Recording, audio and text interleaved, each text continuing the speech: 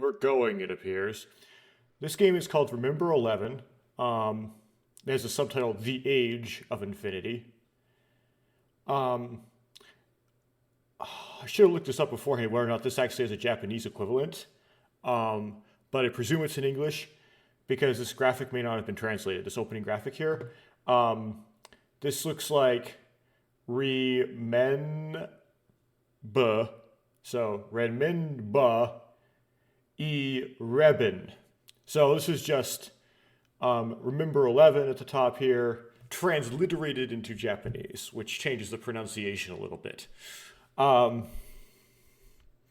that's what kind of like makes me suggest that this might be. I actually don't know if this is the original Japanese logo or actually it's actually been modified graphically a bit.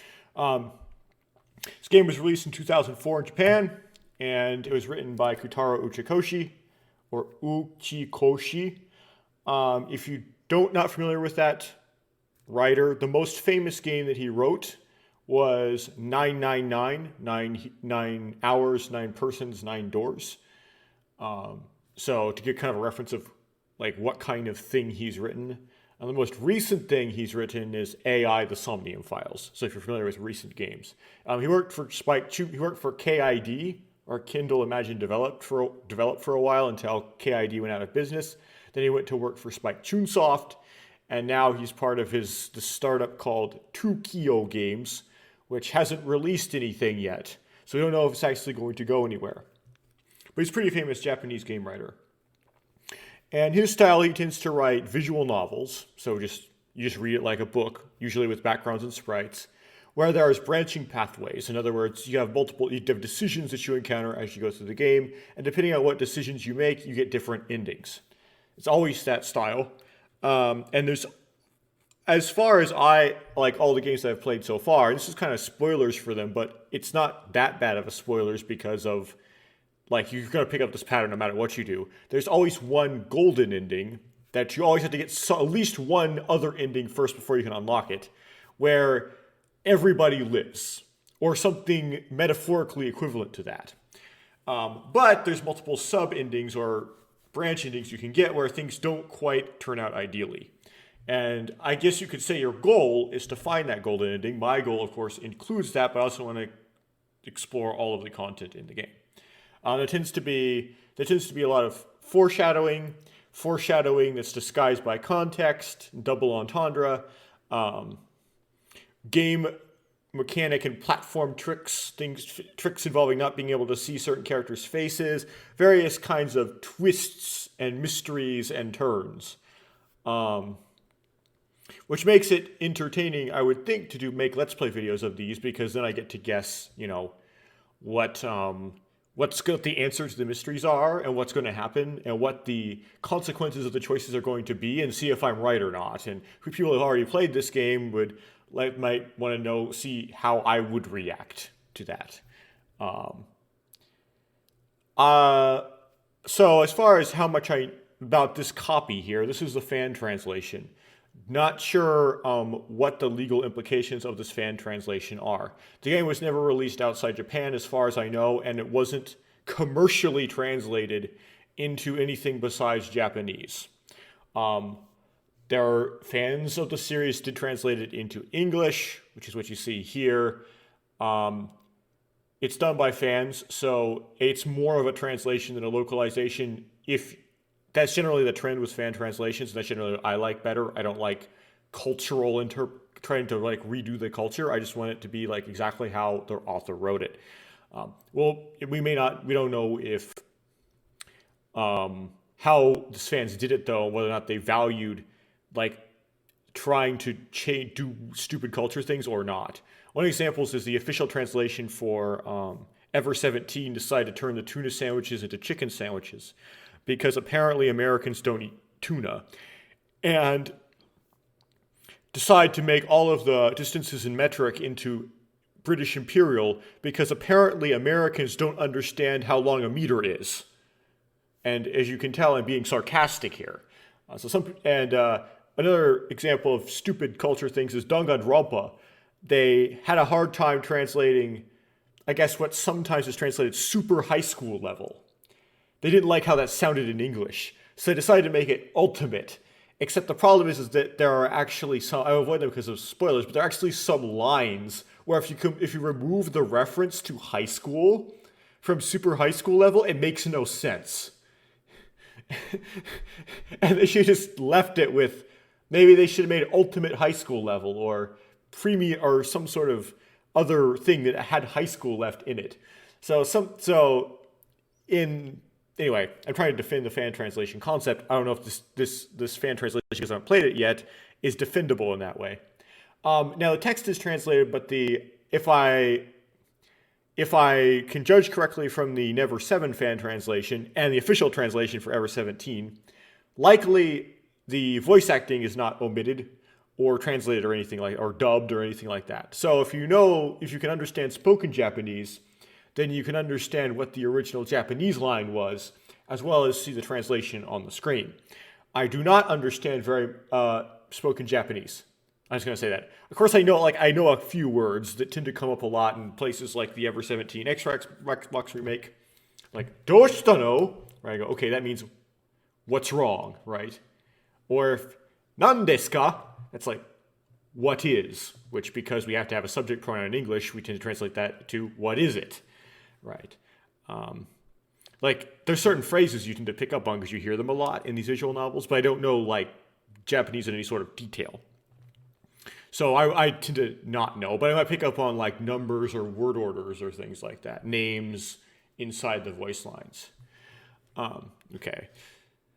I'm going to play with the background music off, and the reason why I do that, the main reason is because you get copyright claimed if you leave the background music on, because the composer's record label, the name of the composer is Takeshi Abo, and the record label is called Mages.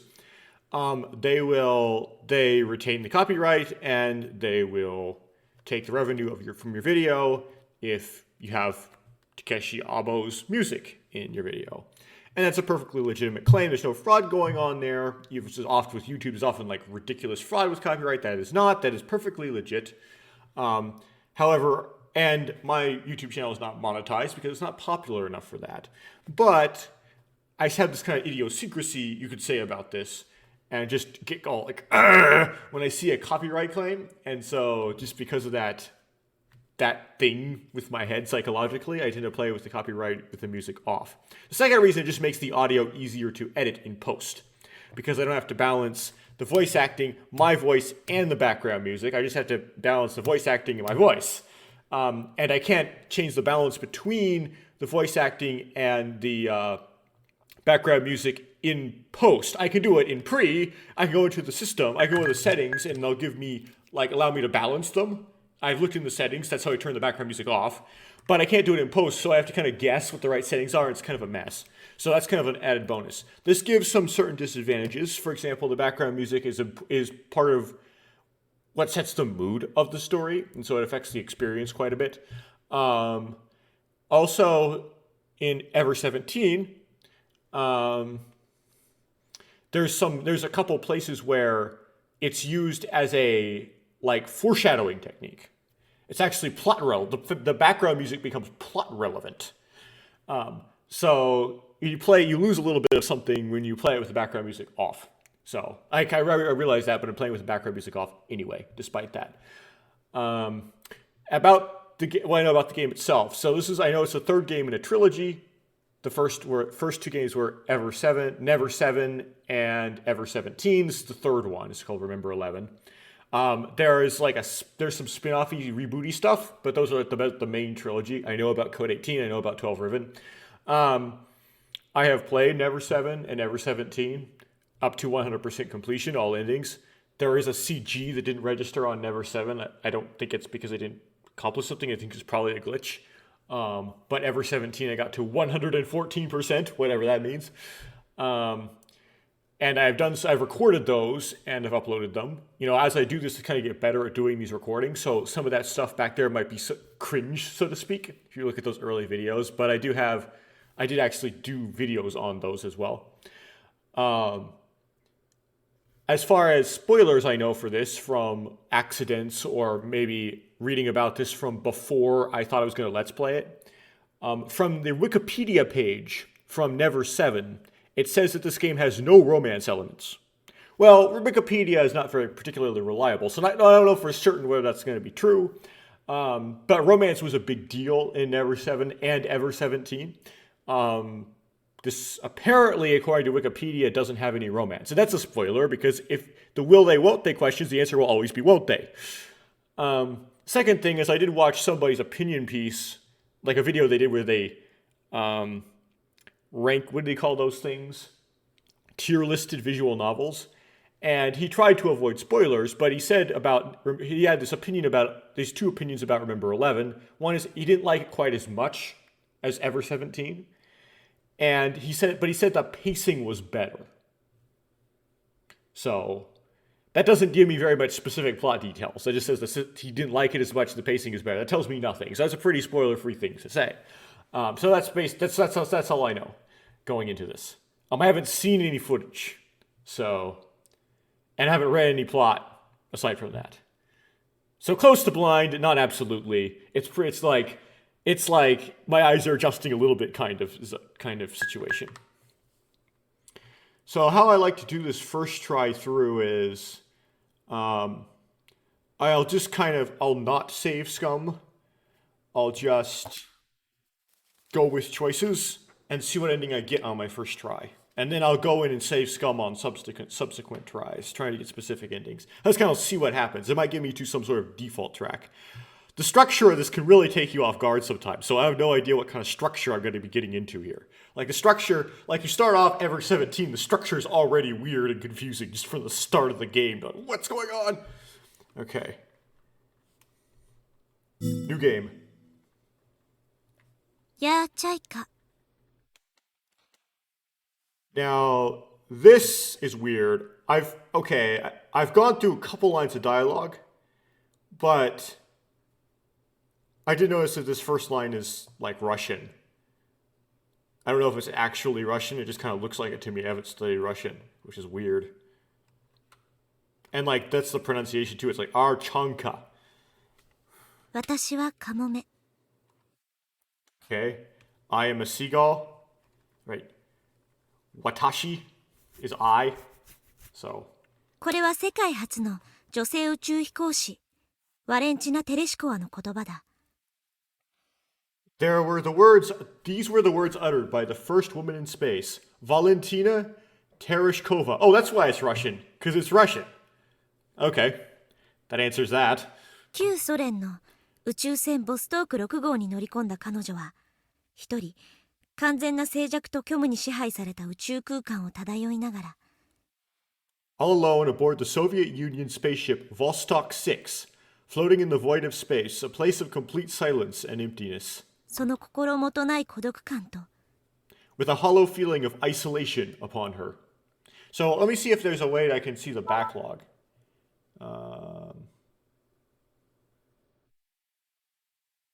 I like the sheet stuff because they're like tells me the scene I'm in. So let's see. Does scroll wheel do it? No. Scroll wheel did it in the Ever 17. Shift, space. 同時にすべての束縛から逃れたことによる解放感を一羽のカモメになぞらえて地球の管制官に送ったのだった。Yet still able to draw the parallel between herself and the seagull to express the liberating feeling of breaking free from everything. Okay, the reason why I wanted to see the backlog, and we need to... 私はカモメ。素敵な表現だと思う。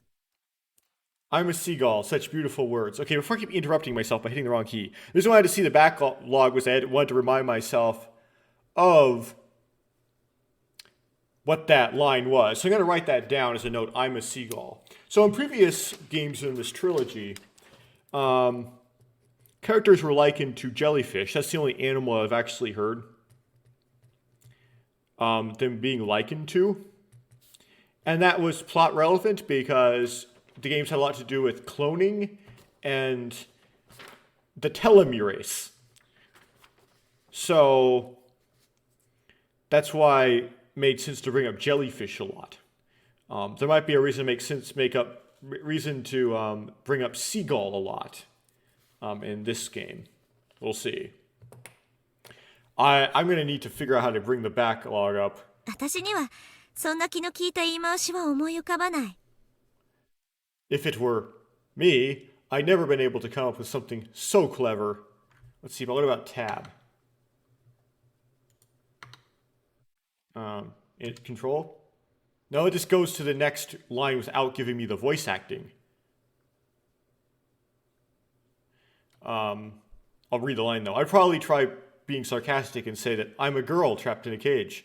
Though if you think about it, would that really be sarcasm? How about shift? 狭いカゴの中に閉じ込められた一人の女の子。A lonely girl locked inside a tiny, narrow cage. Tab? Nope, tab doesn't work. Alt? Nope, that just goes into the file system. Escape? No, that just takes off the text. And scroll wheel doesn't work. Hopefully that wouldn't be an F key. Okay, I'm going to try to go into settings. So, options. Undo. Defaults. Scene automatic quick save. Initial mode.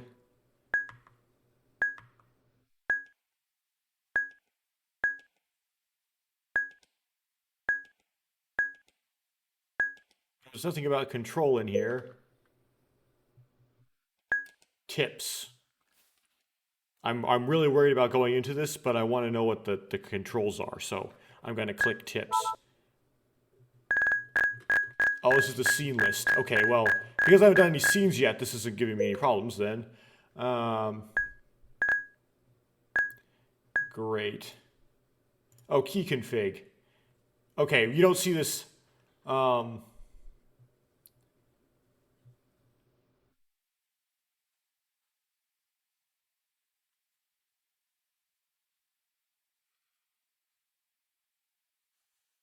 Okay, escape. The back button. Well,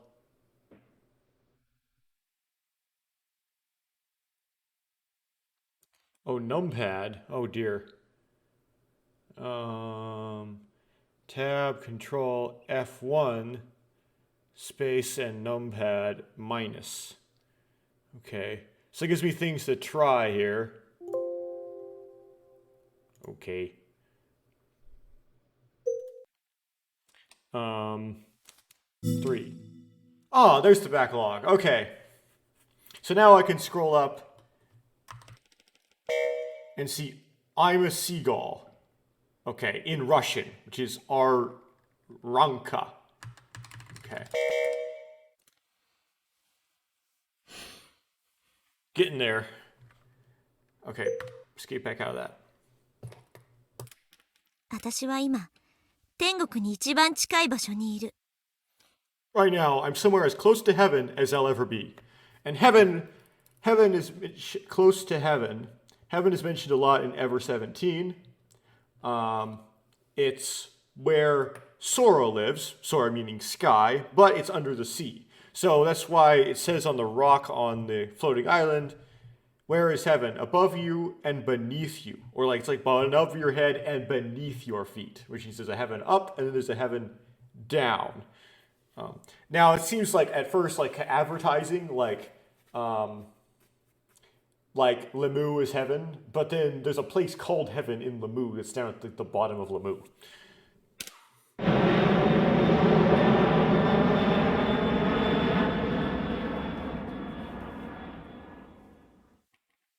高度33,000フィートの空の上に。Okay, so she's close to as heaven as she'll ever get because she's flying. Cool. Don't go in space. 33,000 feet in the air, which isn't really... I'm not going to comment on this.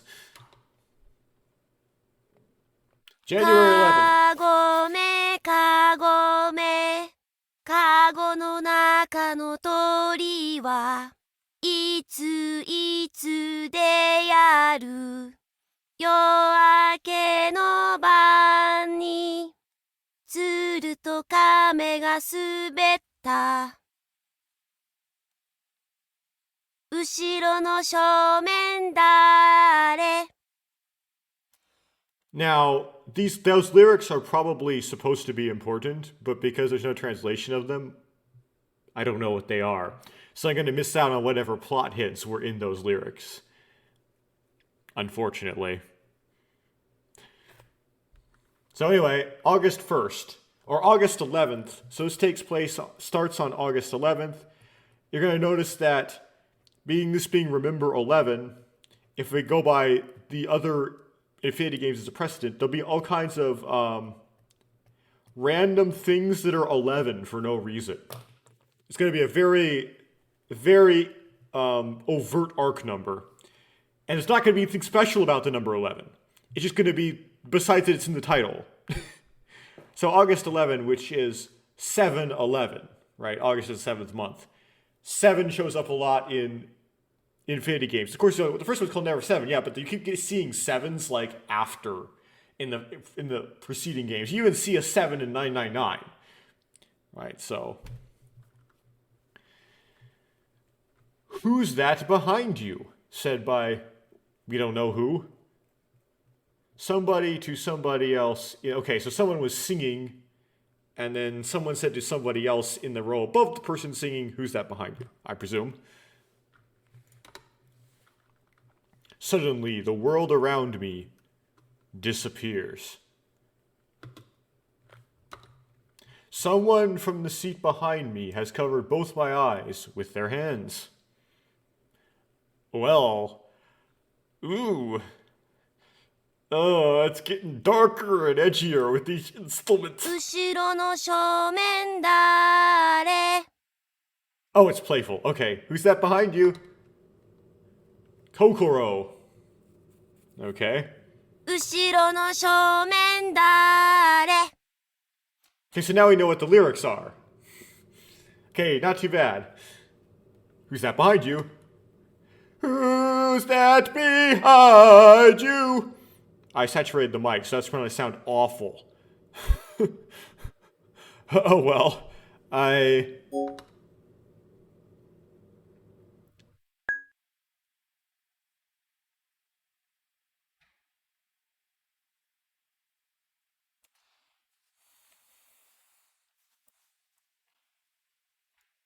Okay, so don't save scum on your first pass through. But it's hard to figure out what to do from just like the first few lines here. Pull the hands away is probably not the correct answer. An angel? Well, we are talking about being in heaven. Who, I wonder? I think an angel is probably the most interesting answer, so I'll pick it. But because I don't know anything about this plot, like, this is a really wild guess. そうね。 Okay, so they're both women. Let's see. ここは雲の上だから、天使さんがいたずらでもしに来たのかな。 We're above the clouds, right? So maybe an angel came to play a prank. うわ、何それ。親父ギャグですか？ Huh. What was that? Sounds like the kind of joke my grandfather would make. Wait, so that was a choice as Kokoro. So you were playing as Kokoro, and you were like, do I take my hands off him? Do I say I'm an angel? Or do I say, oh, I wonder who I am? Okay. That was confusing. I thought, like, you were the person whose eyes were being covered.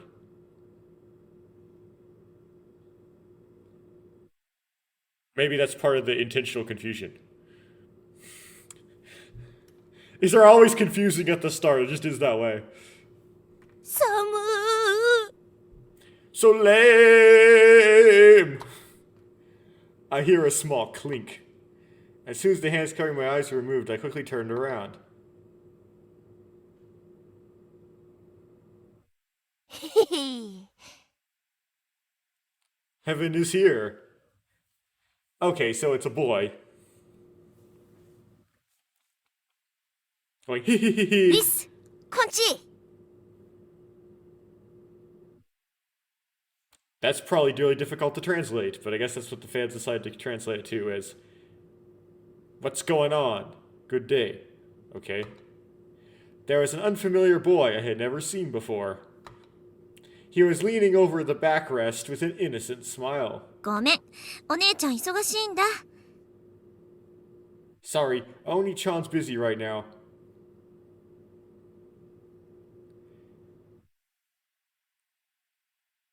So, Kokoro's, well... We'll have to see. The voice is really ambiguous. 退屈なのはわかるけど、遊ぶんならママに相手してもらってね。 It sounds like a woman. I know you're bored, but if you, but it's trying to figure out like the Oni-chan spelling. Trying to figure out like is it I's or E's. But anyway, I know you're bored, but if you want to play with your mama instead, okay? Ugh. Rude. ママなんていないよ。 The boy just doesn't take the insult. It just kind of rolls with it. Okay, Mama isn't here. じゃあパパは？パパの席はどこ？ And how about your papa? Where's your papa's seat? The boy didn't say anything and just shook his head. ってことはまさか一人で？ Now that means it can't be. Are you alone? This time he nodded his head. 君、小学生だよね。 You're an elementary school student, right? へえ、小学生なのに一人で飛行機に乗れちゃうなんてすごいじゃない。 Hey, traveling alone on the airplane even though you're so young, that sure is something, isn't it? すごくなんかないよ。 It's not that impressive. Even though he said that, you could tell he was quite pleased at being praised. He seemed very innocent and charming. If not for the sharp tongue I had heard earlier, I wouldn't have been under the complete influence of his childish charms. I would have become okay. I don't know what his sharp tongue was, though. Now then, is this charming archaic smile an attribute of his true face? Or is it just a cute facade hiding his wicked nature? It's a very weird internal monologue, but I like how it's different than the generic, like, fog brain protag you usually get. Why is archaic capitalized? And why does it not fit at all in this context? Even though at my age, you'd think I would immediately tell whether a kid was putting on an act or being sincere. But right now, as someone who's experienced both the sweetness and the bitterness of this world, I see in his undefiled smile a side of him that I wanted to be い real. くつなの？ How old are you? I asked a question, not quite sure when I had become so talkative. 11。5番目の素数だよ。 11. It's the fifth prime number. So the boy is also 11 years old. You know what else is prime? 7. You know what else is prime? 17. Why does codemate 18 make no sense? Because 18's not prime.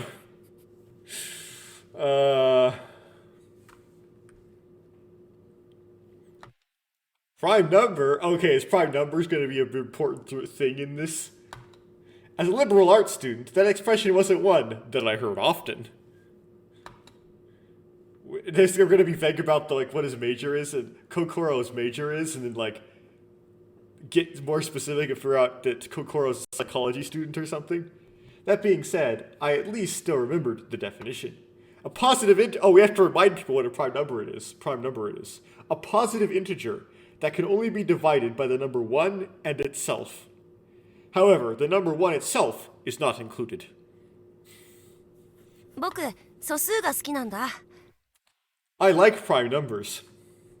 Hey, I just met you, and I'm going to tell you I like prime numbers. 因数を2つだけしか持たないから。 Because they only have 2 factors. That's going to be important somehow. 1つでも3つ以上でもなく、2つ。 Not 1, not 3, but 2. He has a big smile on his face, as always. A realm that was now forever out of my reach.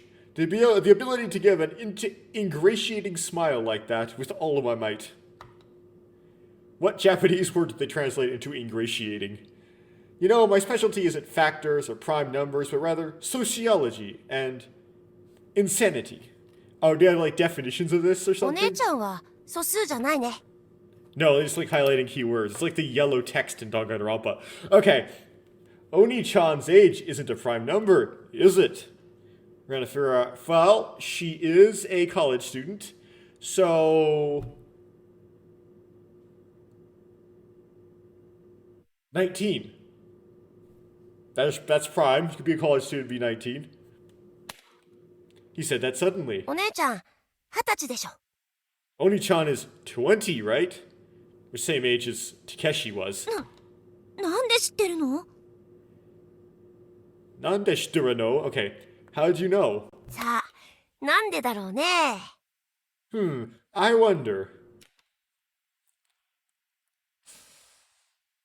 So, he's mischievously tilted his head for me to see. So, in Never 7, characters knew things because they had gone through this previously and traveled back in time. In Ever 17, Coco knew things because she could see the perception of some mystical being that's like you playing the game through the fourth wall because she just can, and so being outside of time, she could, so whatever. She knew everything that was going to happen before you. This I don't know how to explain it, right? So there's always like, from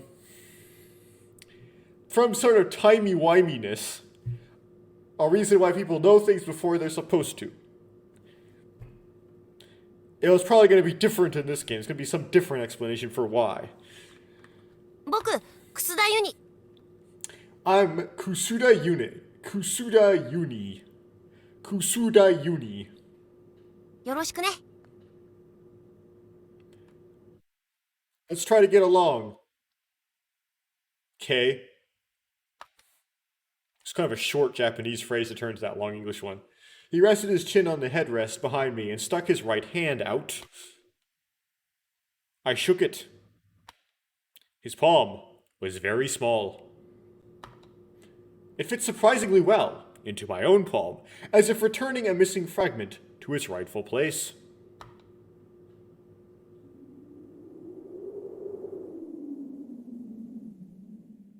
Oh yeah, we're gonna be doing the whole Ever 17 thing where we're switching between people. Great. More of this stuff. Okay, it makes sense once you get into it, but it's always confusing at the start. Straining my... I've said that so many times. Straining my ears, random / I could still hear the sound of the wind. Never mind, that's an italicized I, which looks suspiciously like a / I could hear the sound of the wind. Outside, the snow was still billowing violently about. I held my breath as I stood in front of the iron door. I am italicized for some weird reason.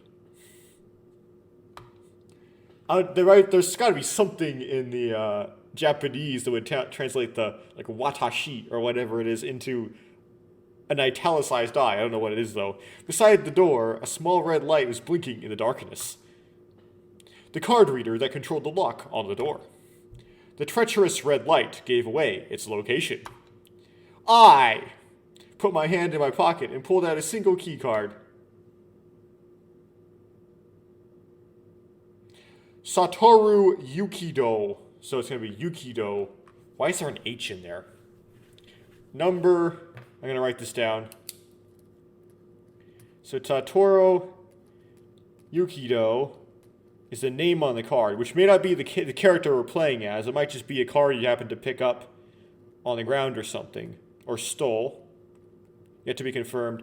1331-2223-9801. Not sure what that code means yet, what that credit card number means yet. Except a credit card number usually has 4 groups of 4. That ID number.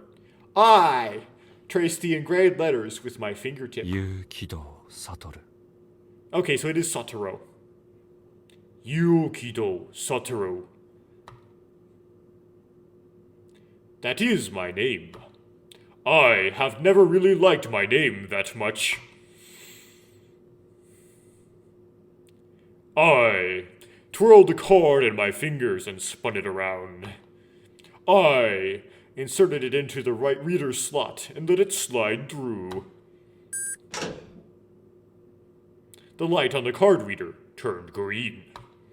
The lock opened and the door opened just the slightest crack. I pushed it open and stepped into the darkness, as if drawn by something.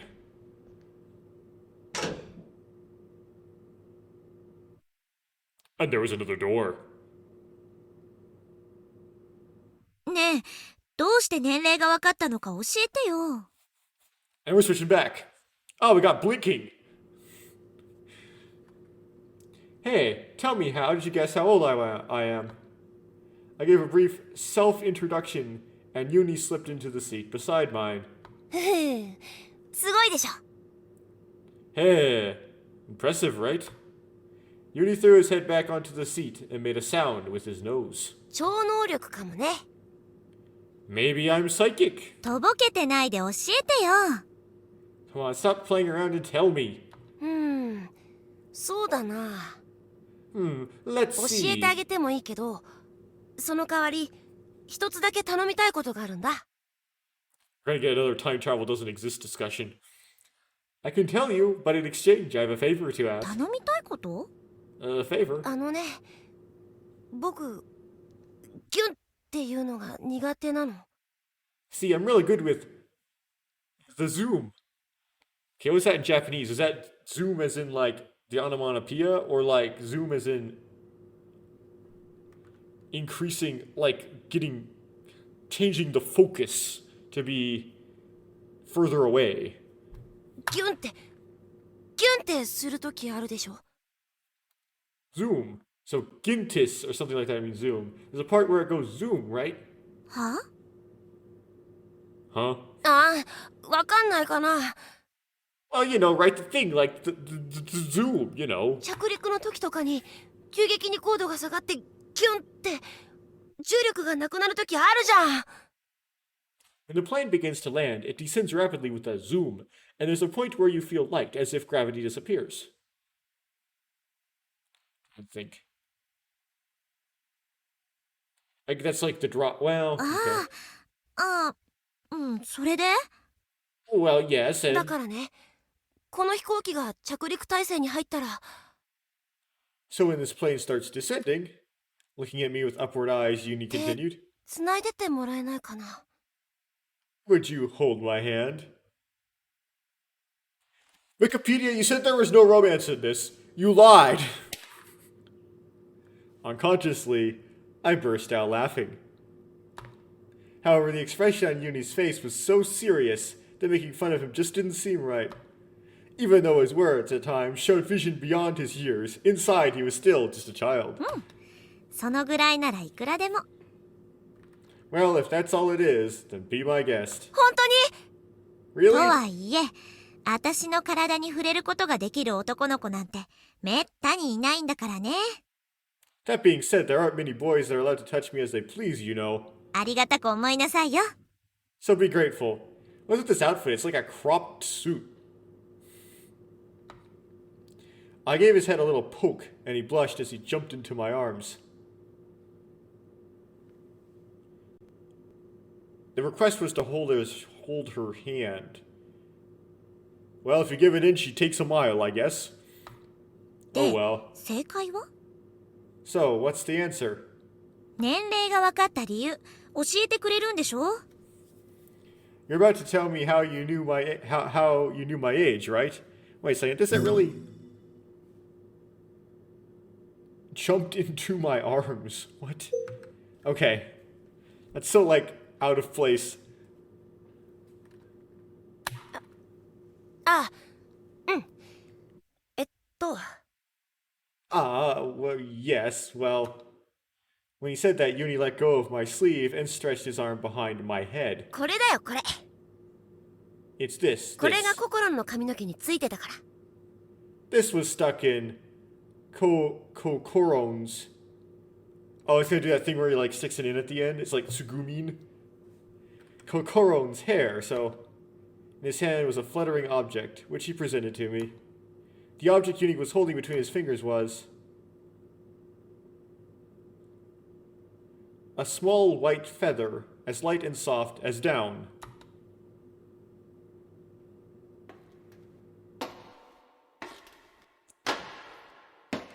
So like the feather of a seagull, you mean? The seagull motif is amping up. R section, small. Spiraling stairs continued higher and higher up. So we're back to that other guy, which I don't remember his name yet. The guy with the key card. It felt as if I was walking up the scales of a giant constrictor snake. A constrictor snake which had wrapped itself around a huge column as it desperately tried to strangle it. Its iron scales made sharp, cold sounds as my feet continued on their ダビデ journey. は琴を弾いていた。 And David played with his hand, as at other times. サウルの手には槍があった。 And there was a javelin in Saul's hand. So we're reading Samuel. サウルは槍を投げつけて、 And Saul cast the javelin, for he said, 私はダビデを壁にでも。 I will smite David even to the wall with it. So it's very important is the narrative of Saul trying to kill David. Which he would do a lot, but that was how it starts. That's how it would start. Okay. Because if you're not familiar with this, Samuel anointed David as king, and David wasn't in Saul's bloodline, meaning that Saul's kingdom would not continue past him. And Saul was angry about that. Okay. I didn't think the words coming out of my mouth as my own. It was as if some spirit was whispering them into my ear. 俺はダビデを突き刺してやる。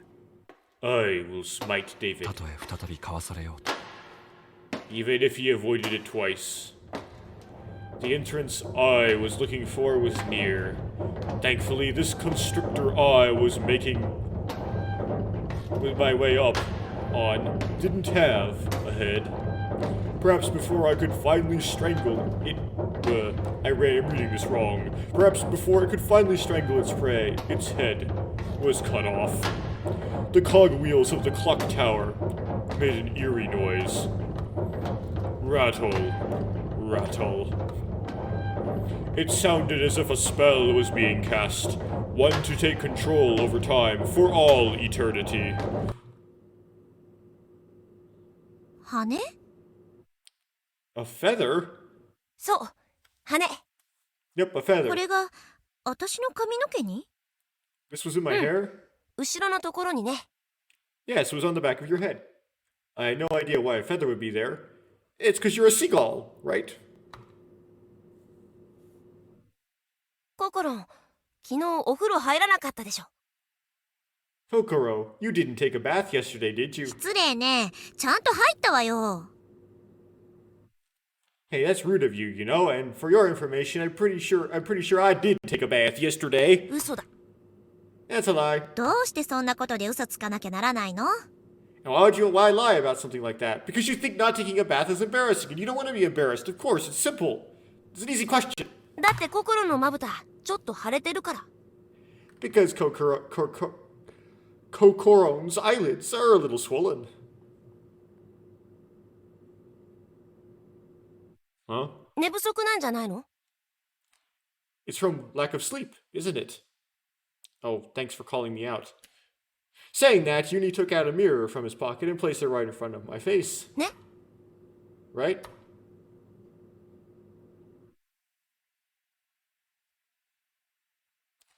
Lots of CGs. Are they going to blink in this one? Just as Uni had said, my eyelids showed a slight tinge of red.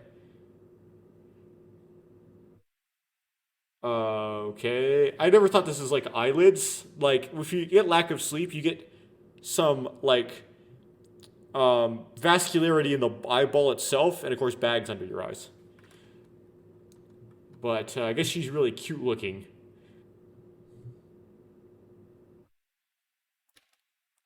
It was true that I didn't get much sleep last night. Last night I was in a rush to prepare for this trip, and before I could meet her, I wanted to fill my head with as much information as possible. So she's going to meet somebody, okay? When I finally got to bed, the sky was already growing light. So in other words, you slept 3 hours. 確かにあんまり寝てないのは事実よ。 Well, it's a fact that I didn't get much だけ sleep. どそれとこれとどういう関係があるの？ But how does this have anything to do with one another? 羽と年齢の話は一体どうなっちゃったわけ？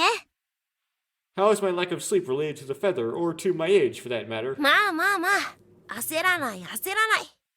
Now, don't rush me. ちゃんと順を追って説明していくからね。 I'll explain everything in order, okay? Yuri snapped the folding mirror shut and slipped it back into his pocket. まず日付の確認からしておこう。 First off, let's confirm the date. 今日は西暦何年の何月何日何曜日だっけ？ Today's date is what day of the month in what year? 2011年1月11日火曜日。 I'm now really confused. Okay, so Kokoro says it's January 11th, 2011, but the title card said August 11th and no year. Now you might think it's a day, month, year mix up, but 1 and 6 and stuff don't, like January 11th, 2011 is just 1, 1, 1, 1, 1, right? But they didn't do November. November 11th, 2011. They did January 11th, 2011. I'm waiting for that. So that's interesting how the title card disagrees. This is going to get really whacked. OK。 Okay? じゃあ昨日は何の日だった？ Then what day was it yesterday? January 10th, 2011. Except for Uni, it might have been August 17th, 2011. Or not 2011. August 17th some year. 1月10日月曜日。成人の日。 January 10th, Monday, coming of age day? うん。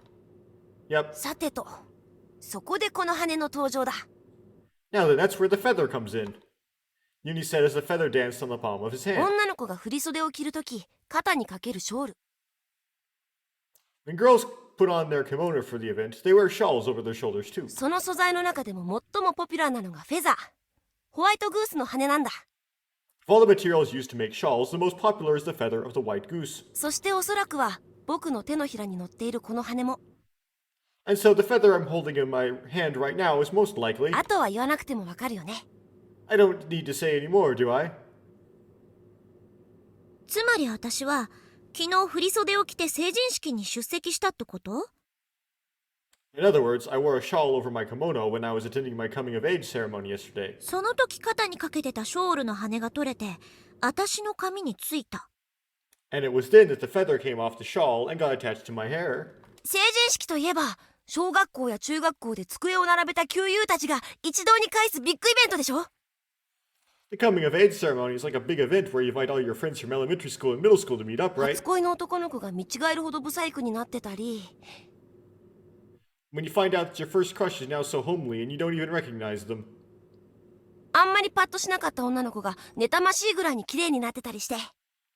And the plainest girl in class has become beautiful enough to make you jealous. ともかくそんな開口が次から次へと訪れることによって出席者の誰もが心を弾ませ身を躍らせることになる。 Anyway, one chance encounter is followed by the next. You learn many surprising things and everyone's emotions get stirred up and energy fills the 同様 air. に当時の心も激しい高揚感に包まれていたであろうことは想像に難くない。 A worse translating engine would say, and tension fills the air. It's not hard to imagine being swept up by that wildly exciting atmosphere. そんな浮ついた恍惚状態の最中、 Being carried along on a buoyant mood like that. 式を終えた心はかつてつるんでいた仲良しグループに誘われるがまま二次会へと赴いた。 So as the ceremony was coming to an end, you went to an after party with another group of close friends. 誰はばかることなく堂々とアルコールが飲める年齢ということもあったのだろう。You also finally reached the age where you could drink alcohol legally too, right?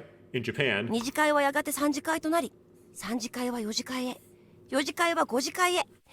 気がつけば東の空が明るくなっていた。The first after party's over, it's on to the second, and then the third, and then the fourth, and before you know it, the sun is rising in the eastern sky. 結果、ろくに眠ることもできず、まぶたは赤く腫れ上がり、シャワーを浴びる余裕もなく。As a result, not enough sleep, red eyelids, and no time to even take a shower. Except, the thing is, he's wrong, which is funny. ココロンは襟足に羽をつけたまま、慌ててこの飛行機に飛び乗ったってわけ。Kokoro, with the feathers still stuck in her hair, was rushing to get to the plane at the last moment. どう？当たりでしょ。 So what do you think? I got all of it right, didn't I? Hearing all those statements in such quick succession left me feeling embarrassed long before I fully noticed it myself.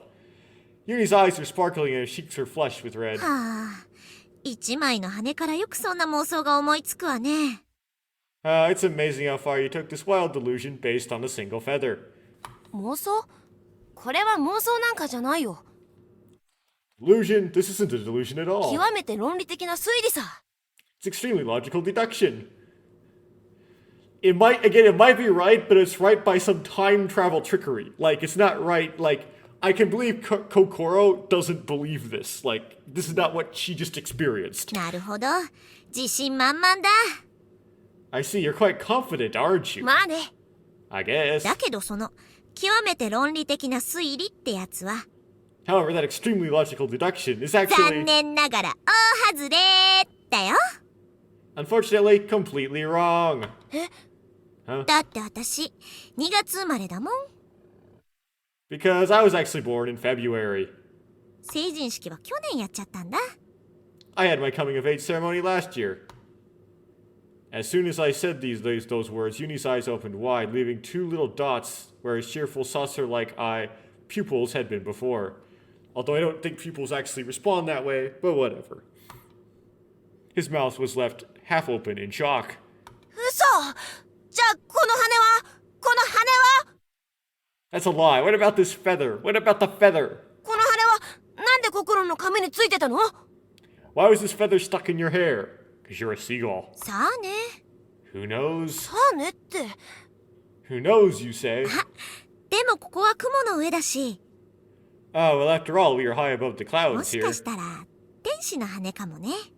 It might be an angel's feather, you know. Maybe I got the right choice. 天使の？ An angel? Murmuring that in wonder, Yuni turned to look out the window. His flustered appearance resembled that of a live puppy that had come face to face with a robot dog and was all the cuter for it. So, remember robot dogs from Ever 17? I couldn't help but giggle quietly to myself. Same universe confirmed. My laugh reached Yuni's ears, and his neck tensed up. 天使なんているわけないじゃん。 There's no way angels could exist! そうかな。 Is that so? そうだよ。 Why is, like, my DS capture thing capturing? It's not affecting the video, it's just kind of... Because overlaying black is just like, what? Okay. It is. まあいずれにせよガチョウの羽だって解釈するよりはロマンティックでしょ。 Well, either way, it's much more romantic than the goose feather explanation, right? Again, I thought Wikipedia said there would be no romance in this game. Love isn't canon! ココロンはロマンティックかどうかで事実を判断するの？ So, to decide whether something is true or not, you just check with yourself to see if it's romantic or not, and if you like what you end up with, then you believe in it. 時にはね。 Once in a while, I guess. In reference to old school curate. 論理的な根拠なんてどうでもいいんだ。 So having a logical basis for something doesn't even matter? だから時にはって言ったじゃない。 Oh, come on. I did say once in a while, didn't 論 I? 理的に証明できることだったらそれを信じるし、証明できないことだったら私は If there's logical explanation for something, then I'll believe it. But if there ロ isn't マン one, ティック I な方を選ぶ？ will choose the most romantic option. そういうこと。 Pretty much. With a blank look on his face, Yuni gazed absent-mindedly at the feather in his palm. He was utterly still, as if his soul had gone somewhere else and left his body frozen in place. ねえココロン、この羽もらってもいい？ Hey, Kokoro, is it alright if I keep this feather? His eyes were downcast, only his lips were moving. いいけど、そんなものもらってどうするの？ Sure, but what are you gonna do with it? What do you think he's gonna do with it? 記念にするんだ。 It'll be a 記 memento. 念？ Memento? When I asked that, Yuni raised his head. そう、記念だよ。 Yes, a memento. I would have lost it though. ココロンと出会ったことを忘れないようにするための。 So that I don't ever forget that I met Kokoro. It surprised me how he said these words so casually. It must have been his age. The brutal, straightforward frankness that boys my age just don't possess. Or rather, that they gradually lose with age. Yuni still hasn't lost that gift. If Yuni had been 7 years older, that short exchange of words would have left me so embarrassed and flustered that I'd have to stand up from my seat to cool off.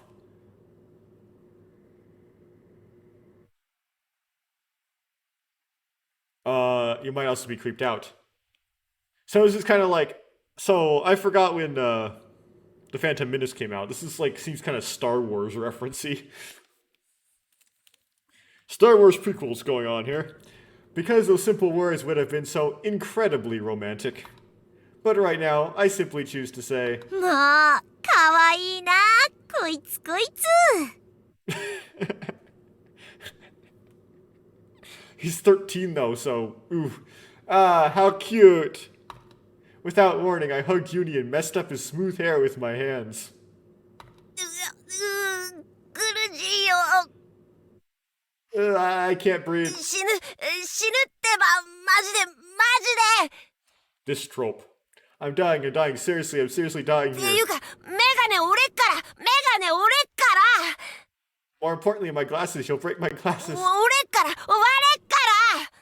They'll break, I'm telling you, they'll break. 助けて、誰か、スッチー。 Save me, anyone, stewardess.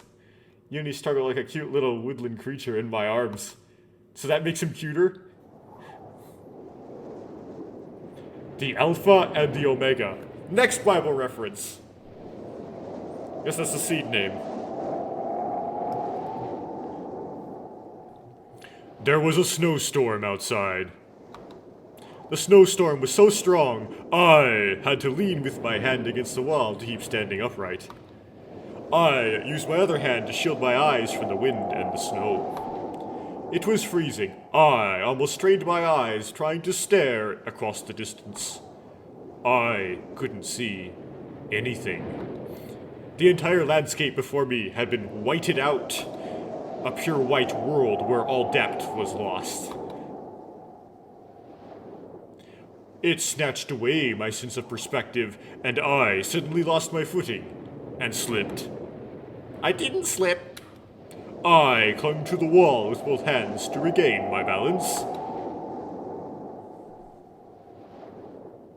Wow, this is like... reminds me of something. I don't know if I mentioned it on this genre. The Drifts, Mount Ihu.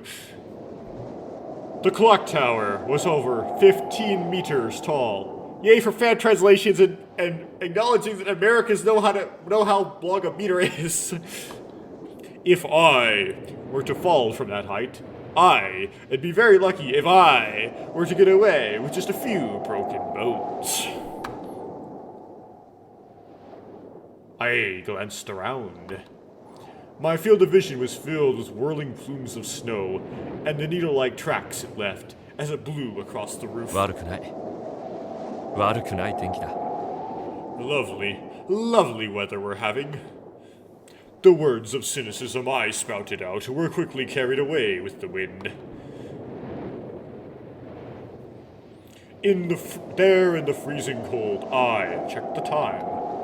I've never liked having anything attached to my arm, so my wristwatch was hidden away in my pocket.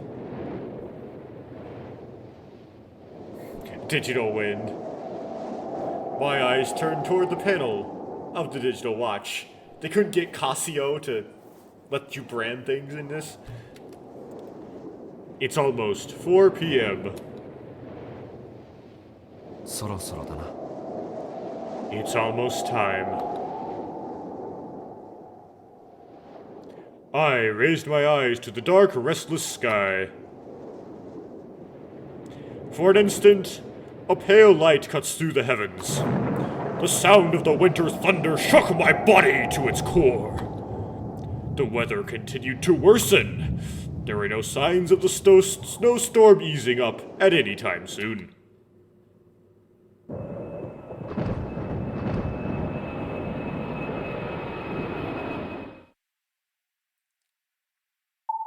機長より乗客の皆様にお知らせいたします。 Ladies and gentlemen, this is your captain 当機はこ speaking. れより乱気流の中を通過いたしますので、乗客の皆様は座席にお戻りになり、シートベルトをご着用ください。 Stuff's about to go down, literally. We are currently experiencing some turbulence, and kindly request that all passengers return to their seats and fasten their seatbelts. なお、この先多少機体の揺れることが予想されますが、飛行には影響ございませんので、どうかご安心ください。 We'll be feeling the tremors from the turbulence in just a little while, but please rest assured this will not affect the safety of the flight. You neither noticed the seatbelt sign nor paid any attention to the captain's announcement. It was next to me, completely immersed in play fighting with a plush polar bear. トーンあちゃおううりゃ I don't need to say that in English because it would be the same. ブラジリアンハイキックブラジリアンハイキック Gratuitous English. ブラジリアンハイキックからアルマーダコンマルテーロ It can only be an Armaca cum Martello. I fastened his seatbelt for him. Even then, Yuni continued to play without paying any attention to me. まあいっか。 Well, I guess he's fine. I thought it'd be alright to leave him as he was. Hopefully it doesn't... your plan was to sleep on the plane, wouldn't it be? There was something I wanted to do before we landed. I took out a thick file from my bag. I fastened my own seatbelt and laid the file on my lap. The cover read, Curie Syndrome?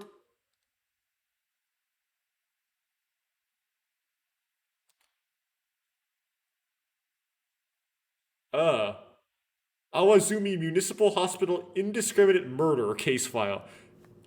Hospital again! What'd you expect? I opened the first page. Wednesday, January 14th, 2009. Okay, so the murder case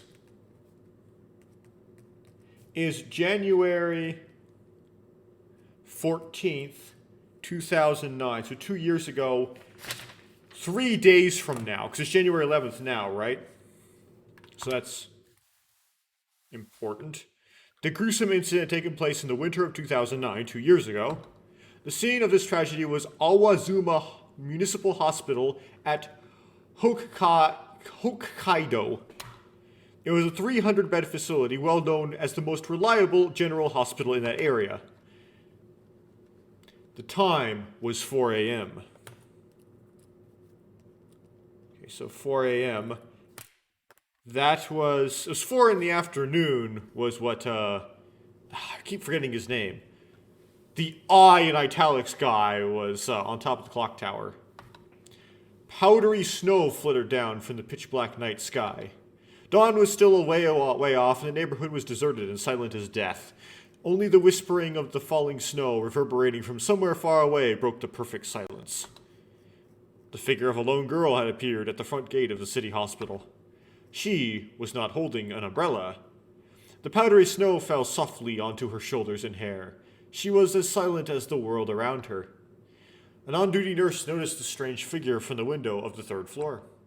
The nurse thought that there might have been an emergency and quickly rushed down to the main gate, but when she got there, her figure was nowhere to be seen.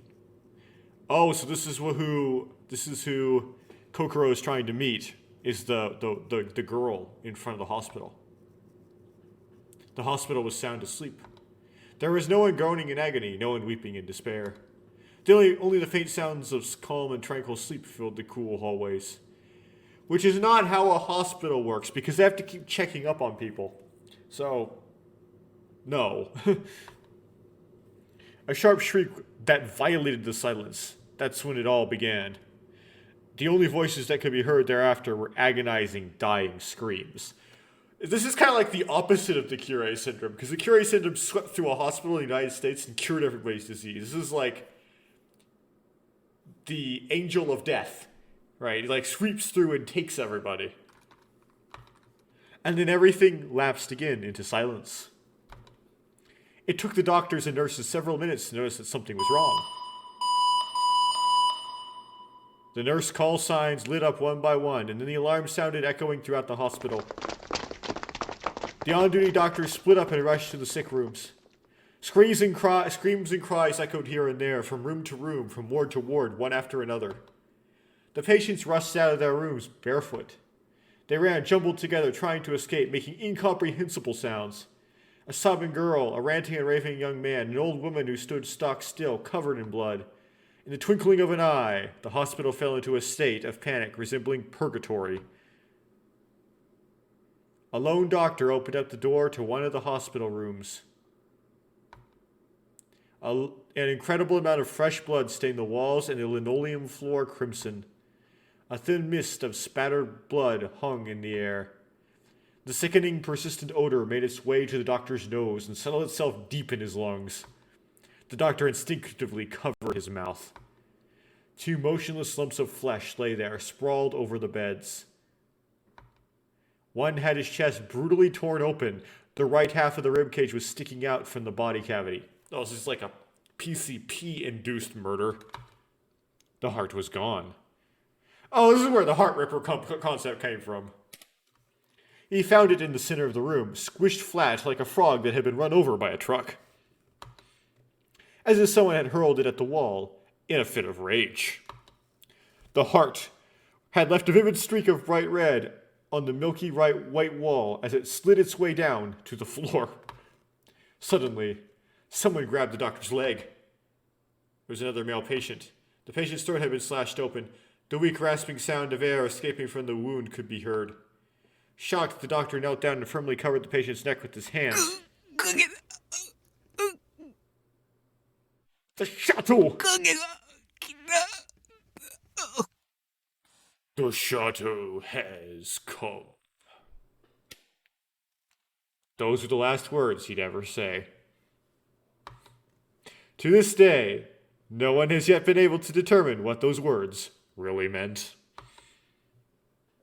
According to the report, the first murder occurred near the entrance of the emergency wards. The victim was a male security guard. He was most likely killed trying to detain the perpetrator who invaded the hospital. Thereafter, the perpetrator went from one hospital room to the other, indiscriminately slaughtering patients along the way. The patient listed as murdered even included an elementary student. The patients, however, were not the perpetrator's only victims. The doctors and nurses who attempted capture were also stabbed. The final casualty was 12 dead, 19 wounded. Okay, so 12 dead, 19 wounded. The final criminal act was committed 30 minutes after the first victim was murdered. The perpetrator was cornered by the police on the rooftop and arrested. The murder weapon was described as a large pair of industrial scissors. With scissors. That's where that comes from. To be precise, it was only half of a pair of pinking shears. Okay, so it's like half a pruning shear.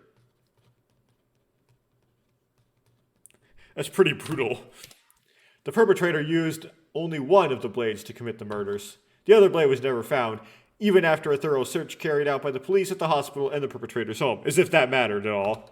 The motive for the crime remains unknown. While in custody, the perpetrator remained silent throughout the whole of the investigation, never responding to the questions of the police or public prosecutors. However, a single phrase alone was spoken, one which could be considered something of a clue. Right before her arrest, she had muttered something as she dropped her blood-stained blade. セルフはどこ? Where is self?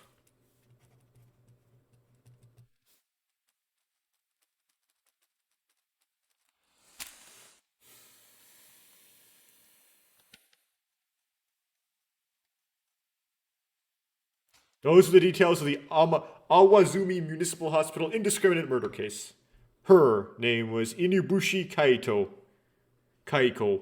So she's going to visit her, basically, because she's like a sociology... She's like studying these kind of things. Okay. She is studying, like, psychology. Her age at the time of the incident, 17. Age of girl was, of course, 17. She may never age past that. She was 19 now. Okay, yes, she did. Now 19. 17 is prime, 19 is also prime. Although 12 dead, 19 wounded, 12 isn't prime. Even though she was a minor, a crime so brutal would normally result in severe penalty, which she would have no way of avoiding. However, her circumstances differed from the norm. In the end, she was found innocent. The final verdict of the administration of justice stated that Inubushi Kaito was suffering from dissociative identity disorder. That's what that is to say, multiple personalities. Penal Code Article 39. Those suffering from insanity will not be prosecuted. Those who are mentally handicapped will receive a lighter sentence. She was currently being held for observation in a certain medical facility. So it's kind of like she's detained, just at the funny farm as opposed to the prison. Specified Psychiatric Hospital for Isolation and Aegis. Alias Sphia. That is my journey's destination. And that's where weird things are going to happen, right? I got on this plane for the purpose of meeting her. Inubushi Inubushi Keiko. No matter how many times I read that file, it always makes me shiver inside. I guess if you choose to major in criminal psychology, it would be necessary to accept the reality of what happens objectively and calmly. But the emotions that were burned into my chest weren't something I could easily suppress. Without any hesitation, that girl had killed many innocent people in the cruelest, most perverse ways imaginable. She had even taken the lives of innocent children who had never harmed a single soul. No matter how crazy she was, I just couldn't bring myself to forgive her for what she had done. To be honest, I was filled with an intense hatred for Unbushi Kaito. Oh, we're gonna meet this girl.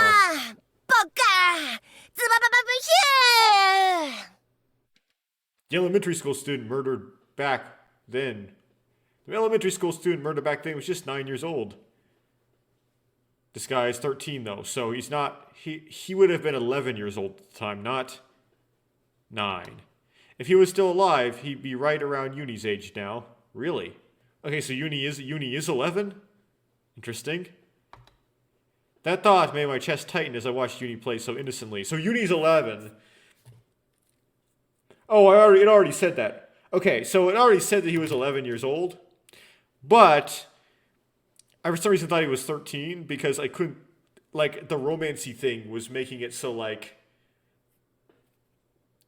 it made me think he was already 13. I guess that's where my mind goes.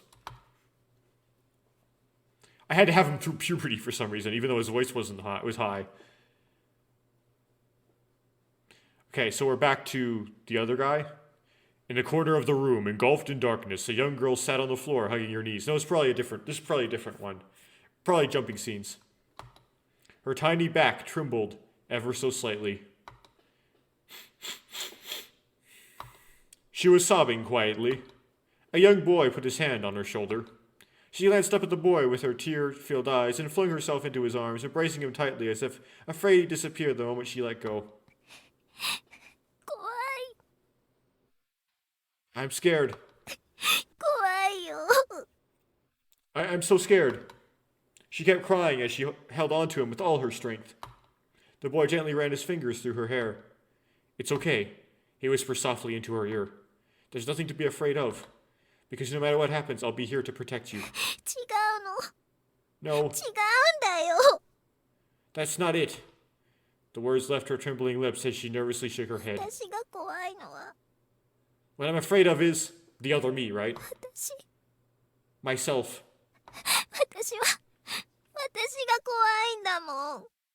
The person I'm afraid of is myself. Still. Or like watashi, again, right? So maybe it would read more like, if you were Japanese, the person I'm afraid of is I. Still, I will protect you forever. You'll see. 無理だよ。 That's impossible. 絶対に無理。 There's no way you could. Because 私はちゃんも because her slender fingers dug deep into the boy's back. 殺しちゃうから。 I'll kill you too.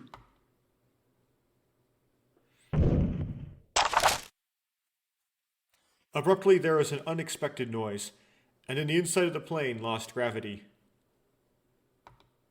The file on my lap slowly floated into the air before me, pages fluttering as if to take off, and then fell from midair with a thud, as though tired and gasping for air. But you didn't hold his hand. Before I could recover, the file crashed abruptly to my feet. The plane felt like it was drifting on ice. It was just the turbulence. As soon as that thought crossed my mind, the plane was once again pulled down with a frightening strength, as if it wanted to take us down into the bowels of the earth. Screams could be heard from every direction whenever the cabin shook. Like turbulence like you've never seen before, and mingled with the screams, an undercurrent of fear saturated the air. 心怖いよ。 Kokoron, I'm scared. Okay, third scene, fall/down. Uni clung tightly to my chest. I placed my arm around his shoulder and tried to calm him down. ねえ、去年1年間に国内で発生した交通事故による死亡者の数って知ってる？ Oh, we're gonna do the statistic. You know what? Last year, over a period of 365 days, you know how many people died in traffic accidents in ざっ Japan? と1万人前後。 Nearly 地 1,000. 震、台風、落雷、雪崩。その他の自然災害によって不運にも命を落とした人の数は128人。 That was a long line. Earthquakes, typhoons, lightning bolts, and avalanches, only 128水難 lives. 事故による死者の数は毎年1000人以上。 The number of people who die every year from accidents at sea is over 1,000. You know some of that. 殺人事件の発生件数は平均して年間1250件にも上る。 I wonder how accurate these are. The average number of people that are murdered is 1,250. In the United States, it's a lot more, because Chicago exists. それに対して航空機の墜落事故発生率はというと So, you know, compared to that, the chances of an airplane getting in an accident and crashing are 0.0001%。 0.0001%. これが何を意味するのかユニくんわかる？ You understand what that means, Unikun? つまり地上にいるよりもむしろ空中にいた方が安全だってこと。 In short, being in the air is much safer than staying down on the ground. Tell that to ど TSA. う？安心したでしょ？ Well, did you calm down? Uni didn't reply. I would have been like, no. He simply buried his face in my chest as he trembled all over. Well.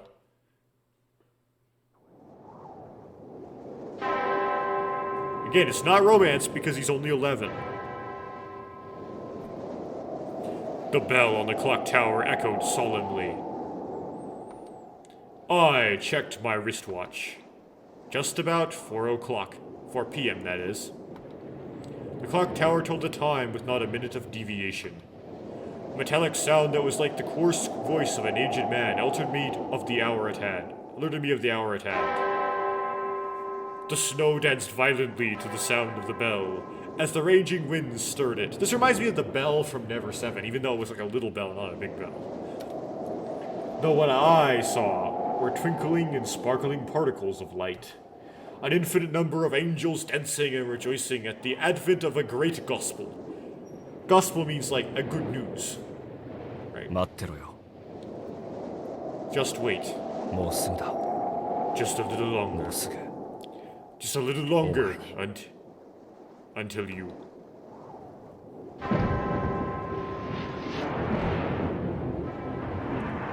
A bolt of lightning streaked across the ominous sky. The sound of the holy bell was denied, but the roar filled with rage. The thunder continued resounding in succession. 2 times, 3 times, the earth shook in unison each time, letting out a hateful groan. The flash illuminated the sky with pale light. Then, a shadow that I couldn't miss appeared in the night. A A shadow came up from behind me and stretched toward my feet. 誰だ Who's there?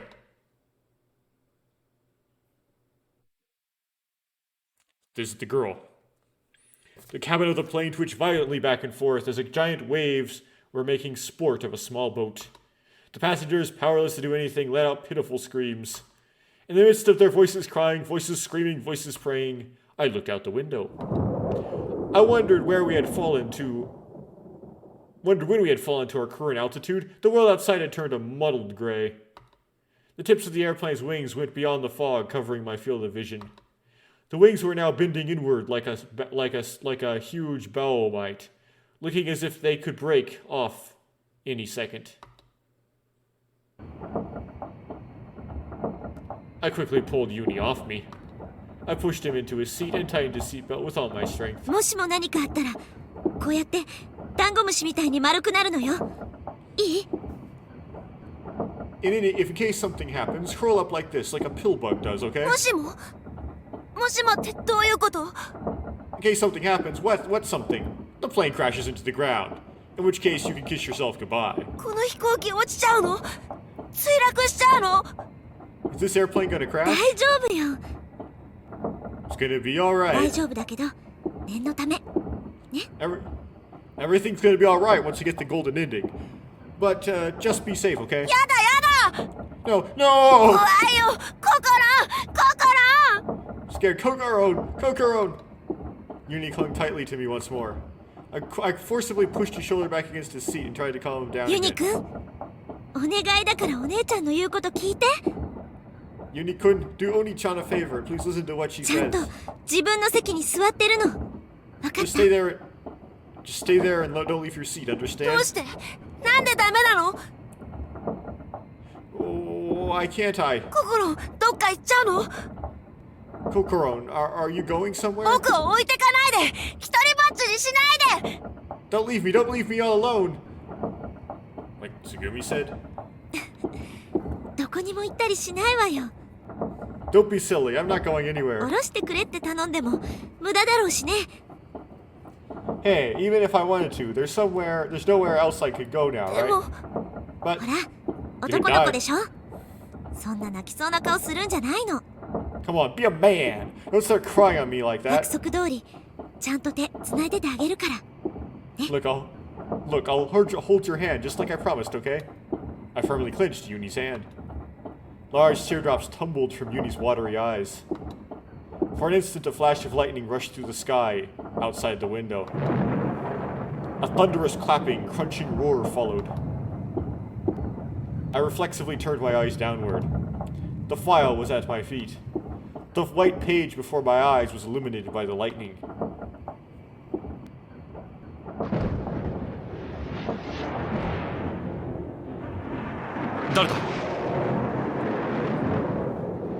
Who's there? I turned around, saying this as forcefully as I could. There was a faint shadow of a person in front of the door.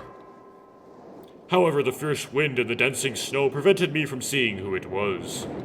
Even the silhouette was impossible to make out through the thick white curtain of snow. 誰なんだ Who is it? I called out once again. The shadow gave no answer.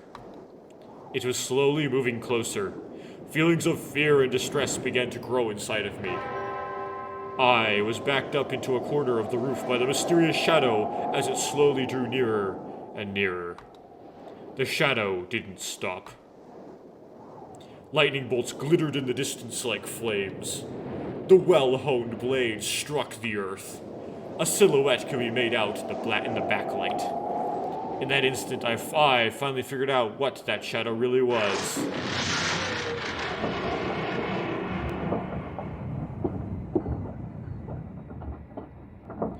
Reeling from the greatest shock yet, the airplane sunk rapidly.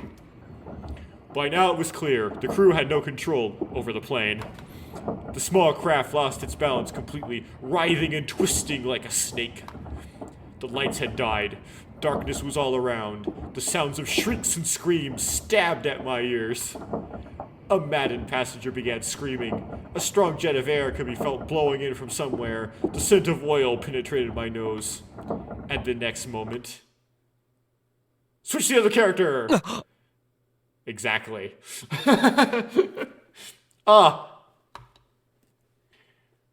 Before I noticed, I was dancing in the air, released from all restraints. Time stops.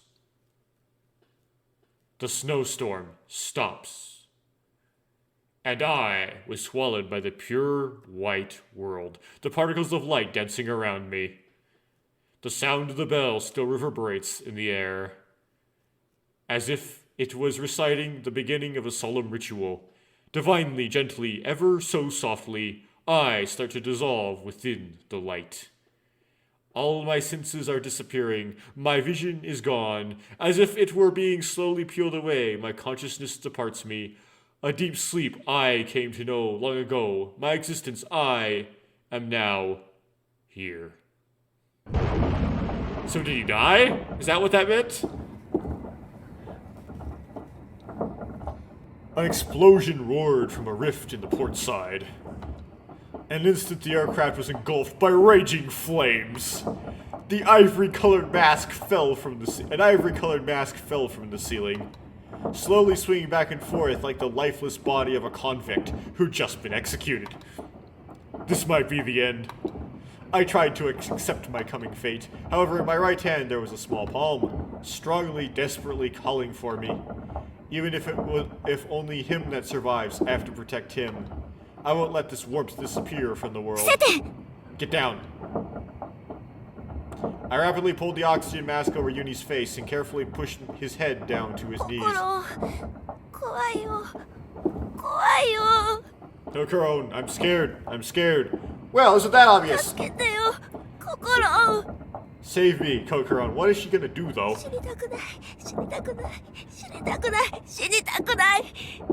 I don't want to die. Our altitude continued to drop. The airplane struggled violently in a last-ditch effort at resistance.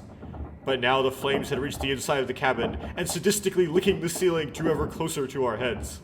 Is this realistically how this happens? No! 大丈夫。私を信じて。 It's gonna be alright, trust me. I know, we're literally going... this is fine. 必ず守ってみせるから。 I'll definitely protect you. I held Yuni's hand tightly.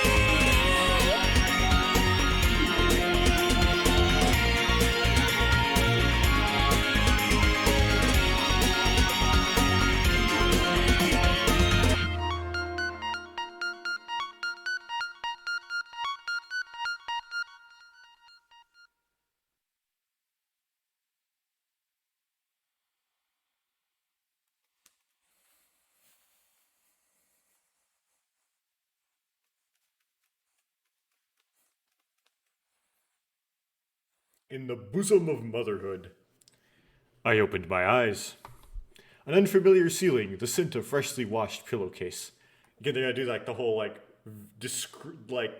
very descriptive of the opening setting thing. Everything around me seemed different from the norm.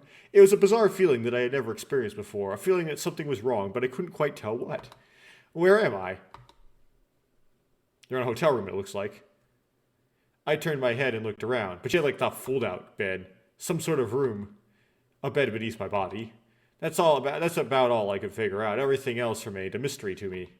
I gathered all my strength and tried to get up from the bed I was lying on. Ugh.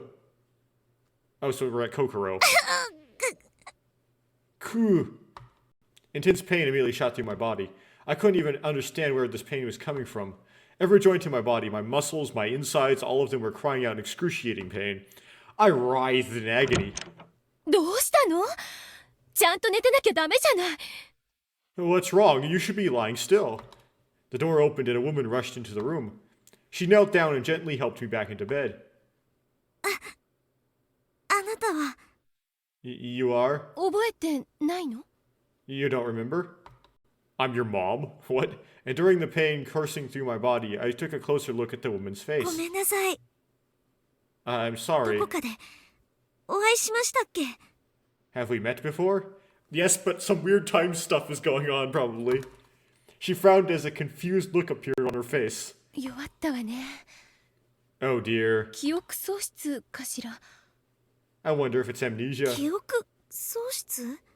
Amnesia? 本当に何も覚えてないの？私のことやこの施設のこと。 So you don't really remember anything about me or this facility. I took a good look at the woman. Brown skin with ash brown eyes. Her features didn't give you the impression that she was a typical Japanese person. Maybe she was half Japanese? In any case, I can definitely say that I haven't met her before. 本当にごめんなさい。 I'm really いいの sorry. よ、謝らなくても。 It's alright, you have nothing to apologize と for. 頭をぶつけたのね。 You probably hit your あん head. な高いところから落ちたんだもの。無理もないわ。 Falling from as high up as you did, it's no wonder. Falling? I'm counting on you. A shiver ran down my spine as that word left my mouth. The buried memories resurfaced one by one as a myriad of images ripped through my mind. The plane filled with agonized screams, the terrible explosion, the scorching crimson flames, the thick black smoke, and that tiny palm I held in my right hand. The palm pleading desperately for my 心、 help. 怖いよ。怖いよ。 Flashback line. 助けてよ。心。彼は、あの男の子はどこ？助かったの？助かったんでしょ？ Where is he? Where is that boy? Did he make it? He made it, didn't he? I threw off the blanket and jumped up from the bed. But the next moment, the scorching pain once again ran through my body, draining any remaining strength I had left. And once again, I collapsed back onto the bed. もう、何やってるの？ Come on, what are you まだ doing? 動ける体じゃないのよ。 Can't you see your body isn't ready to move yet? That look of hers, filled with love and affection, reminded me of the Virgin Mary. So many Bible references. There's no real reason why you'd think that Mary, the mother of Jesus, was particularly there isn't a whole lot of description of her character. She shows up every once in a while, but what her personality was really like, we don't really have a good idea of.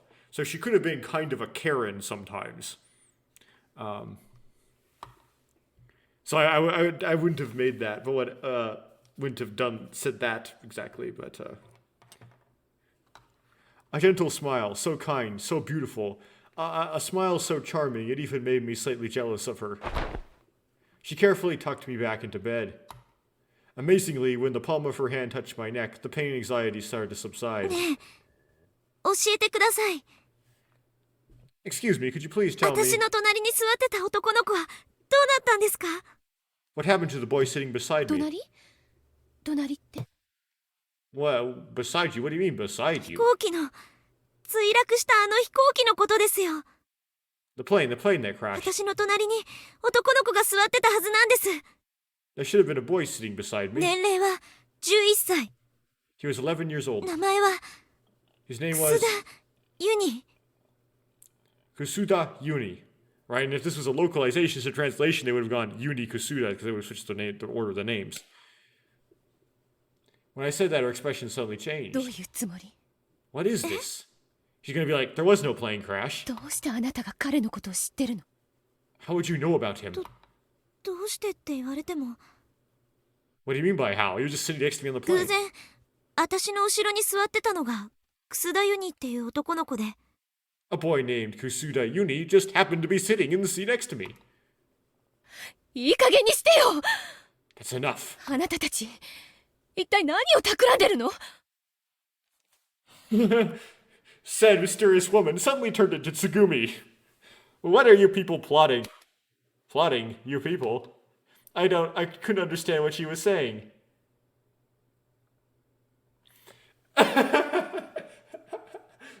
So, in Ever 17, why a character said these kind of things was because,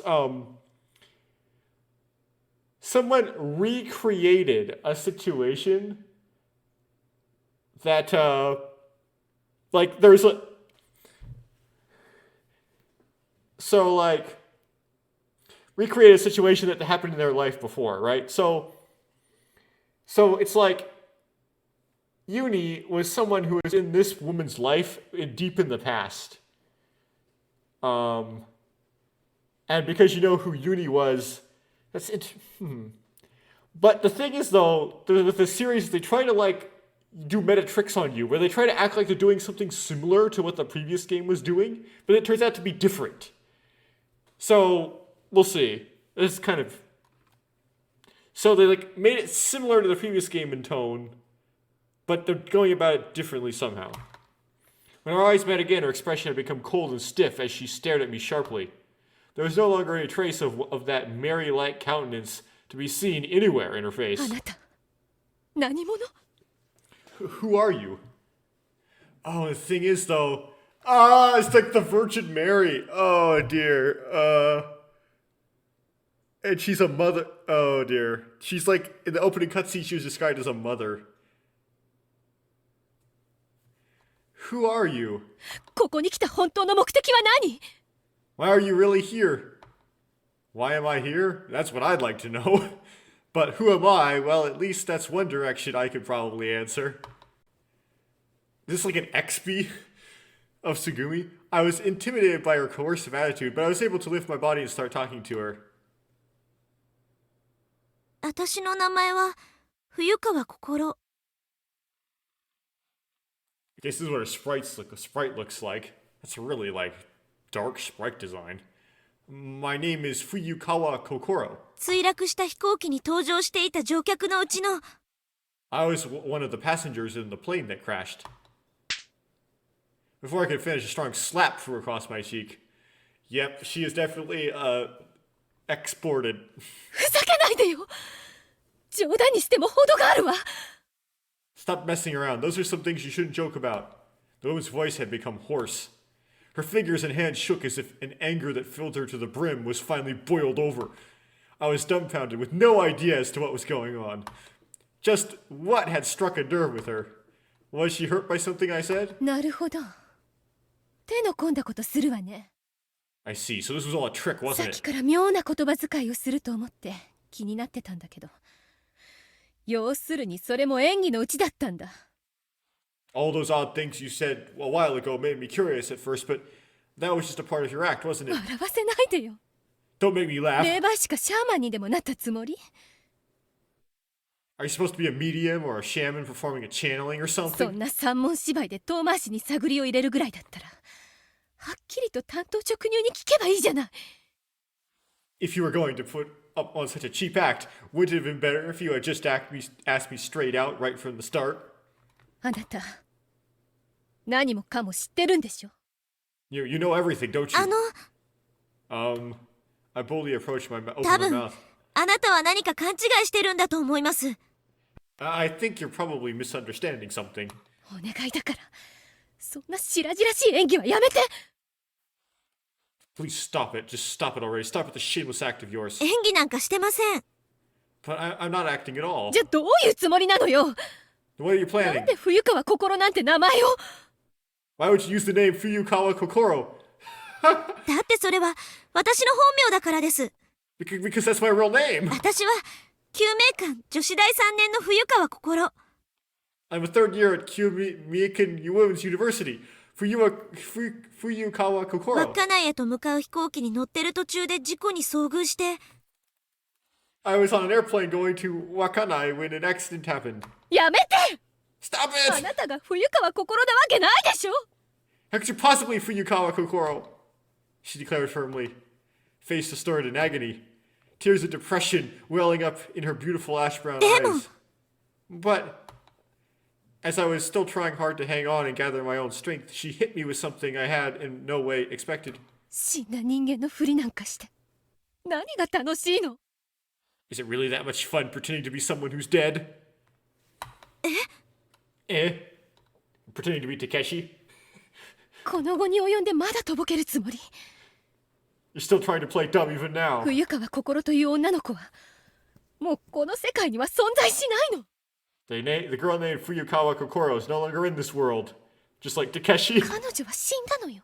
She's dead. もちろんあなたもそのことを知ってるはず。そうでしょ。 But of course you should already know that, right? そんな。 No. Ask her, how did she die? If she says in a plane crash, that might tell you something. Dead? What do you mean by dead? I was right here, wasn't I? I was still alive, right here, right now, wasn't I? I was pretty certain I was still alive. But why would she make up a lie like that? Yes, a lie. She must have been lying. But even as I thought that, no matter how hard I tried, I couldn't fight off the chill creeping up my back. I couldn't find a single word to say. My mind went completely blank. とにかくあなたが何を企んでるのかはまだわからないけど、 In any case, even though I don't know what your plan is just どう yet, せ騙すんならもっとうまくやってほしかったわ。 if you really want to put one over on me, I hope you'll at least try to do a better job of it. Leaving with a look of disdain, the woman walked toward the door. それから一つだけ言っておくけど、 She's a little bit more talkative than Tsugumi, though. Tsugumi was like, really? And just would have walked out. There was one thing I wanted to say, though. She stopped at the door and turned around and 今更 continued. 計画を取りやめるつもりはないから。 Now that things have come this far, I have no intention of stopping with my plan. 邪魔しないで。 So don't dare get in my way.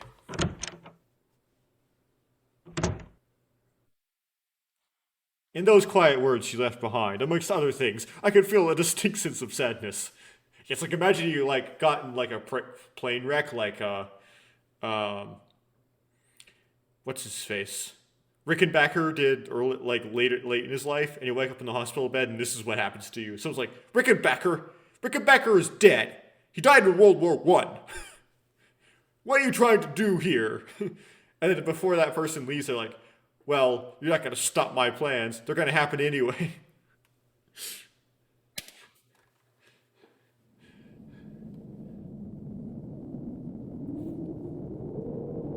I'm still going because I haven't gotten to what seems to be the exposition yet. The closed-off structure. After the woman left the room, I became lost in my thoughts. There were a lot of things I wanted to think through. However, I didn't know where to start. I definitely didn't have enough information to make sense of it all. I don't know anything yet. Where am I? Is Uni safe? Who is that woman? If I ever wanted to find out, I couldn't just stay here alone with my thoughts. I dragged my injured body out of the room. The scene in front of my eyes was quite surprising. A modern dining table and a set of rather uncomfortable-looking chairs. Looking around, I noticed an induction cooker and a deep sink.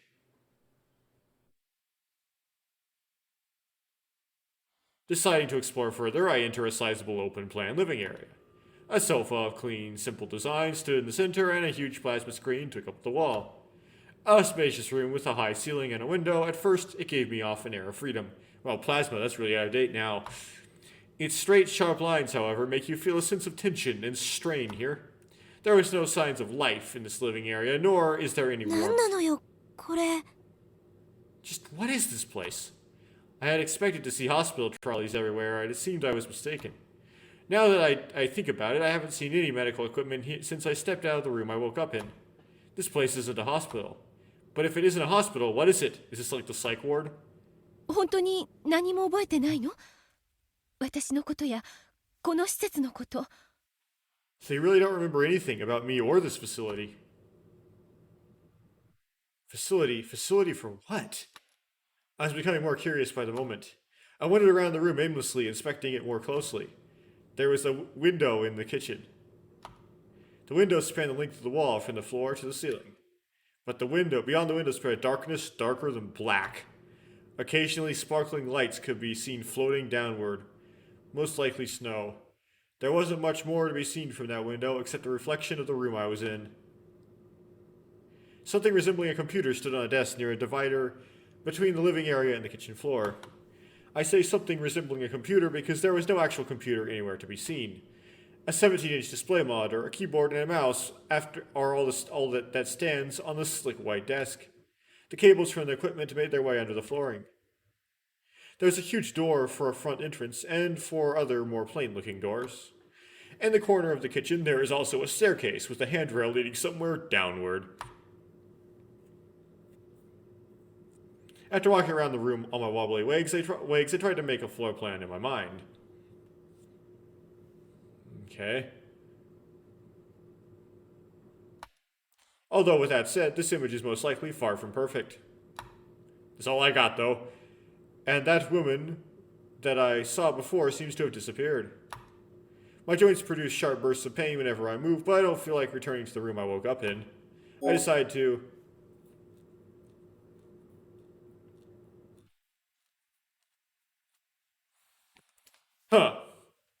So the doors, that's interesting, because that way you could find Uni, potentially.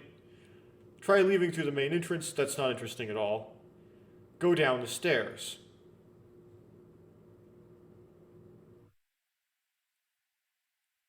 Down the stairs is so interesting. I think investigating the doors is probably the better answer. That's what I'm going to go with. Go down the stairs is probably what they want you to pick, though. I decide to investigate the doors. They were placed near the 4 corners of the square space that made up the kitchen and the living area. The first door in the upper left corner of my plan was the door I came out of before, so there was no need to investigate it. There were 3 doors remaining. First, I decided to take a look behind the door to the right of the main entrance. No one was in here, but the white lamp hanging from the ceiling lights the room brightly. The room has no soul, so to say, but it feels as if there are definitely people living here. I quietly placed my right hand on the doorframe and leaned in and looked inside, as I thought the room was empty. Or was it just my imagination? With that thought in mind, I left the room. さてと。 Kokoro, let's see now. What should I do next? Okay, now go downstairs. I opened the door.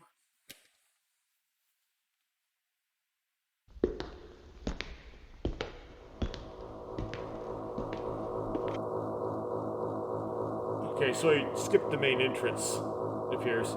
Apparently, ethereal girl. Apparently this place is being used as a storeroom. There are provisions, fuel, medical supplies, miscellaneous daily supplies, all sorts of equipment, and so on, evenly spaced and neatly placed on the shelves. There was a bare pipe stretched across the ceiling. That might be important. There was a single window in the concrete walls. Reminds you of that place in Ever 17? 地下か。 A basement, huh? But this is the basement. Then, if this is the basement, then that would mean the floor I was just on was the first floor. I was only beginning to comprehend things little by little, but because I had no idea what was up with the situation I was now in, even this was an important discovery to me. I heard a sound like a groan coming from somewhere, a low mechanical tone that shook me to my core. I didn't know what the sound was. Ignoring it for now, I slid into the spaces between the shelves as if weaving myself through a crowd in rush hour. It was about as wide as the floor above. There weren't any spaces I could call interesting, and I didn't think anyone could be hiding anywhere around me. Wait, That little door right there. I hear a faint sound. It sounded like a small animal running around. The return of Chammy. Perhaps a rat that had settled in here? When it comes to rats, I can handle them. I wouldn't say I can't handle rats. However, I had no interest in looking for one, so I could capture it. I returned to the first floor. That made no difference. But before I could finish climbing the stairs, I felt someone's presence. As I glanced out at the kitchen, I saw the figure of a girl sitting silently in a dining chair. Is this her? It's her. The girl had her head bowed. I couldn't make out her face from here, but I was pretty certain it wasn't the brown-skinned woman I met earlier. I tried to loosen up. すみません。 Excuse me. Calling out to... I ちょっ approached her. とお尋ねしたいことがあるんですけど。 So... It's not really excuse me, it's more like... No, it is excuse me. Okay. There's something I'd like to ask you. The girl showed no reaction. She merely sat there without moving a muscle.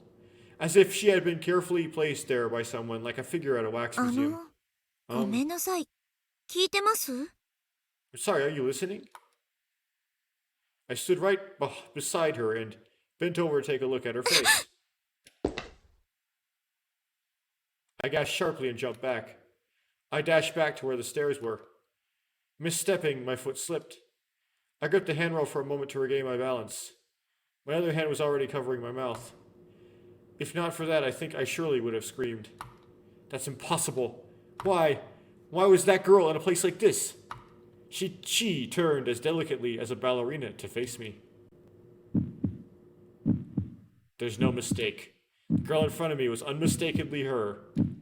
That girl who had murdered 12 innocent people in a hospital in Awakusa City. Or Awazumi. Inubushi Kaiko. There's no way I could possibly forget that face. As if to say hello, Inubushi slightly nodded her head.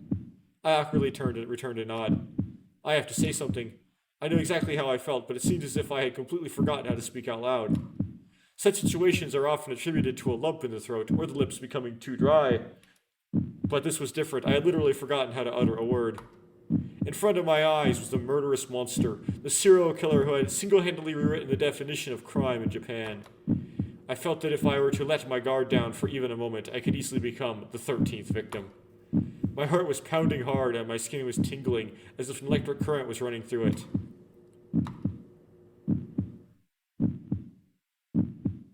Oh, she's given us Inubushi. Interesting.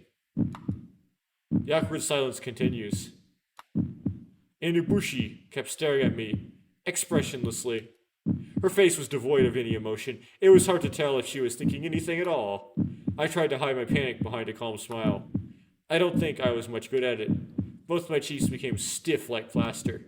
Then... the girl returned to smile. It was a very natural, sincere smile. I thought it was safe to let my guard down a bit. Of course, not so far as to let her read me like a book. But after seeing such a gentle smile, there was really little I could do. Although my reasoning was trying hard to build up a strong, impenetrable wall, my instinctive curiosity took the best of me. I was climbing over the protective wall and taking a step forward in danger. さん、 Inubushi-san. あなた、犬伏恵子さんですよね。 You're Inubushi Kaiko-san, right? My voice quivered and gave away my nervousness. The girl stayed silent, as if she didn't understand what I had just 犬伏 said. さんでしょ？ Inubushi-san, right? I asked the same question again, but the girl just tilted her head. It couldn't be a different person. No, that's impossible. She looked exactly like the girl from the photo in the file.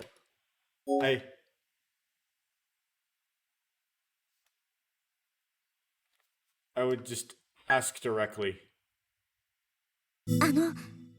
なんて言えばいいのか、How should I say this? あなたは、淡住市で起きた事件の、You were the one behind the incident at Awazumi, ですよね。 right? 違いますか？ Am I wrong? She looked at as if she was lost in thought, but then shook her head 嘘 gently. 嘘でしょ You're lying, right? 私知ってるんですよ I know all about it, 実 okay? はあの事件のことちょっと調べてて The truth is, I did some research regarding the incident. As if trying to guard her reaction, I slowly stuttered through that sentence. But Inubushi Kaiko just kept looking at me with her mouth shut. She didn't even look the least bit flustered. She tilted her head as if in wonder and gave me a quick glance, then averted her gaze. She threw me a second glance, and at that moment, as if having lost her temper, the girl stood up forcefully. She turned my way and started walking vigorously toward me. Flinching, my face twitched as I shrank away. In that what seemed like a moment, she had my back up against the wall. And even then, the girl didn't stop moving. Breaking through my protective wall and ignoring all my warning sensors, she entered my personal space. There was nothing more to be done. She was at a distance that would make any kind of resistance futile. どうするつもり What are you doing? Immediately after I squeezed out those words, the girl firmly gripped both my shoulders. I tried to scream. I took a deep breath, but before I could let out a sound, the girl covered my lips with her palm. It's all over. I braced myself and squeezed my eyelids tightly shut.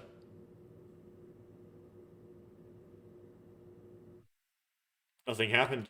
Timidly, I opened my eyes. Now that I look carefully, her face looks as if she's on the verge of breaking down in tears. Her moist pupils seem to be eagerly appealing to me for something. What is this supposed to mean? I didn't know what was going on, but at least I didn't feel any danger or hostility. My stiff body slowly regained its power to move. At the same time, the girl removed her hands from my lips. 何が言いたいの What is it that you want to say? While giving me a look, which was apparently asking me for something, the girl shook her head back and forth. どうしたの Oh, what is it? Even when trying to ask for something, the girl spoke no words. Again, all she does is shake her head. それじゃわからないじゃない I won't be able to understand if you keep silent like that. 何か言ってよ Say something, anything. The girl pointed to her own throat. Oh, yeah. While doing so, her outer hand is flapping and waving as if fanning the air. A gesture?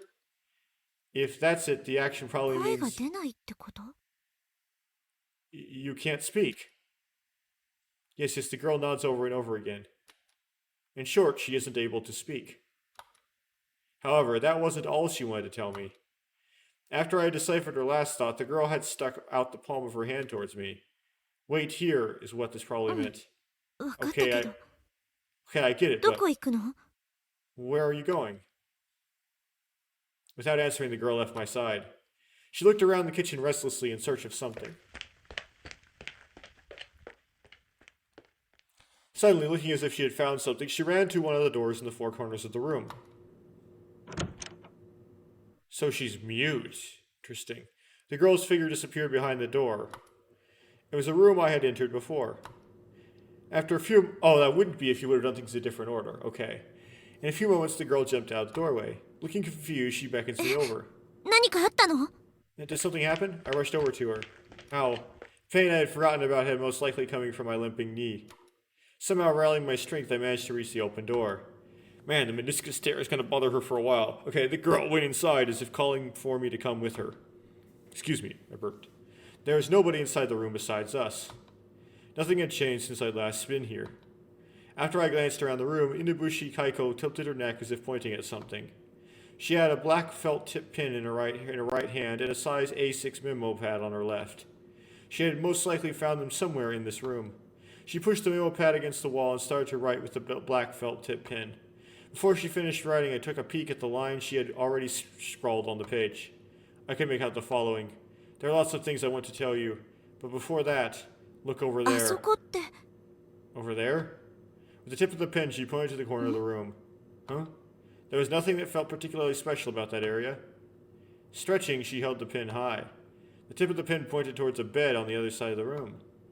Was she trying to say there was someone hiding over there? Feeling uneasy, I advanced toward the back of the room, following her directions. I went around to the side of the bed facing the window and stopped.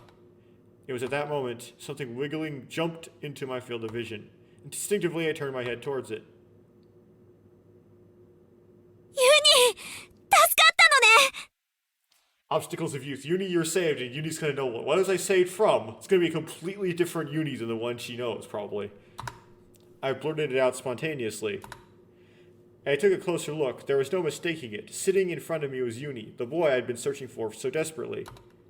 Wrapped in a blanket, Uni was crouched in the narrow space between the bed and the wall. 大丈夫どこも怪我しなかった Are you alright? Are you hurt?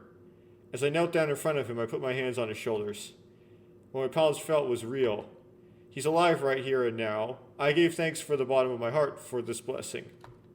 My heart was racing from the joy of our reunion. A feeling of excitement ran through my body, powered by the hot blood charging through my veins.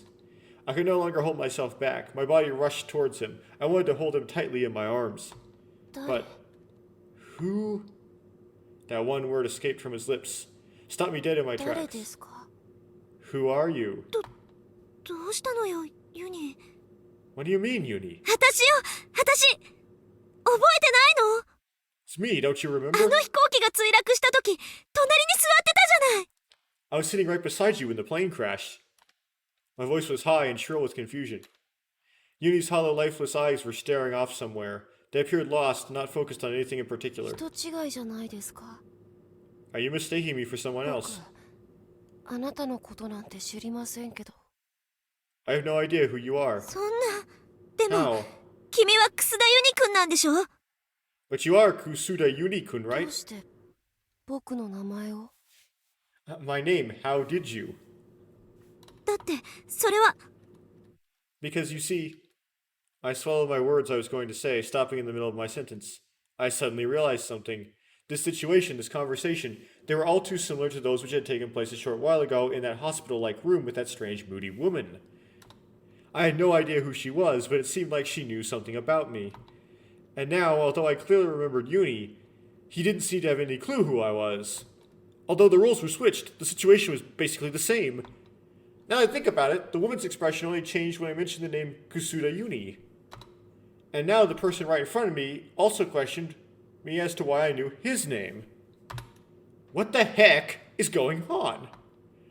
Was it a bad idea for me to admit I knew Uni, I wonder? I looked at him again. His eyes were pointed somewhere behind me, as if they were staring at something far away. His expression was void of all emotion, like that of a faded and dried up doll. In my head, I could still remember how he had played so innocently and cheerfully with the doll, a small plush bear. You know, going back to Kaiko being mute, she wasn't mute in that flash sideways, wasn't she? I felt as if I'd lost something incredibly precious to me. そう忘れちゃったんだ I see. So you've だ forgotten. けどその方が幸せかもしれない Well, maybe it's for the best. But does he have the feather, though? 幸せ For the あの best. 機内で起きたこと That what had happened on the plane. 私だって記憶を消したいぐらいだもん I wish I could forget that as well. ちょっと待ってください Just a moment. さっきから言ってることがよくわからないんですけど I don't quite understand what you're trying to say. 僕忘れてなんかいませんよ I haven't forgotten anything. あの飛行機に乗った時のことから落ちた時のことまで全部 From the time I got onto the plane, right up until the crash, everything. 全部覚えてるんです I remember everything. It took a while for me to digest his words. In short, what that meant was, you remembered everything about the flight and the crash, however, you had no memory of me. とにかくあなたは何か誤解してるんだと思います Anyway, I believe that there's been a misunderstanding. I'm pretty sure I couldn't have gotten anything mixed up. I was very certain I knew 一 Uni. つ聞いてもいいですか May I ask a question? My thoughts were interrupted by his whispering. 他の人たちはどうなったんですか The other people, what happened to them? あなたもあの飛行機に乗ってたんでしょ You were on that plane as well, weren't you? I was unable to speak. My confusion had left me as at a loss for words as it was. Needless to say, this question didn't make things any easier for me. My memory stops at the point just before the crash. I had probably lost consciousness from the immense impact when I came to. I found myself in the bed in that strange room. そうですか I see. He seemed to have made sense of something simply listening to my silence. His lips trembled as he mumbled something. He went pale, his expression clouding over. From his pupils, large round teardrops started to form and shake haphazardly, sparkling in the light. It looked as if he hadn't lost any of his emotions after all. He had just tried to seal them up so deep in his ごめ heart. んなさい。何か分かったら教えてもらえますか？ I'm sorry, but if you figure anything out, can you please tell me? 実は僕、ある人を探してるんです。 You see, I've been looking for a certain 心 person, って名前の人。 a person named Kokoro. 名字は確か。 Her family name was Fuyukawa. Fuyukawa. 冬川だったと思います。 I think it was Fuyukawa. I couldn't believe my ears. My body started trembling nervously. I tried to calm myself down at first, but then realized I had no control over it and simply gave in. It wasn't just that dark-skinned woman who was acting strange. Even you didn't recognize me as Fuyukawa Kokoro. To have my whole existence simply denied like that was frightening, to say the least. どうしたんですか？ Is something wrong? The body swapping is getting sort of like real, I mean, like how you'd interpret this usually would be she hasn't seen herself in a mirror, right? So she doesn't know that her soul has been swapped into somebody else's body. So she died and her, brain has gone into someone else's body, is what I'm interpreting this as. Yuri asked in a delicate voice. I am. I would do it. I would say, I am. I couldn't help but tell him again that I myself am Fuyukawa Kokoro. No one else, only the me who's here right now, the true ユ me. ニ、よく聞いてね。 Yuri, listen carefully, 君が okay? 探してる人、冬川心という名前の乗客は助かったわ。 The person you're looking for, the passenger named Fuyukawa Kokoro, she survived. 本当に？ Really? じゃあ Yes. 心は生きてるんだね。 Think Kokoronin's alive? 今どこにいるの？心に合わせて僕を心のいるところに連れてって。 Where is she right now? Let me see her. Can you take me to her? Yuni seemed to take heart from this, and he moved closer to me. I knew it'd most likely be useless, but I couldn't help ここ saying に it. いるじゃない。 She's right here. 冬川心はここにいる。 Fuyukawa Kokoro is right here. 私よ。 It's me. 私が心なの。 I'm Kokoro. As I told him that, the pupils behind his glasses sharpened. His face showed neither suspicion nor doubt, but complete and utter denial. Yuni glanced at me, his expression hostile. さっきから何わけのわかんないこと言ってんの？ Hey, what's all this nonsense you're trying to tell あ me? なたが冬川心なわけないでしょ？ How can you possibly be Fuyukawa Kokoro? This is the second time I'd heard those words. As expected, he didn't slap me or anything, but his sudden change of attitude pointed to the fact that that was the least of what he wanted to do right now. 多分そう言うんじゃないかと思ってた。 I expected you'd say something like that. でもこれは事実なのよ。 But it's the truth! 私は誰が何と言おうと間違いなく冬川心なの。 Regardless of what anyone says, I am unmistakably, undoubtedly, and truly Fuyukawa Kokoro. そっか。 I see. 僕をからかおうってつもりなのかもしれないけど、そうはいかないよ。 I don't know if you're trying to make fun of me, but I won't be fooled so easily. そういえば、伝えるのを忘れてたね。 Now that I think about it, I never told you that, did I? I never really told you that. 心の性別は Kokoro is 女 a 性なん girl. だよ。 Yui now had a triumphant look on his face, the meaning of which I didn't quite understand. だから And so? Wait, you haven't felt the change in your junk yet? Oh dear. Imagine if you got body swapped with a boy and you didn't realize it, that you got body swapped with a boy. Things would be a lot different about your body. Like the way you'd walk would be different. Like it would be weird walking. Like you'd...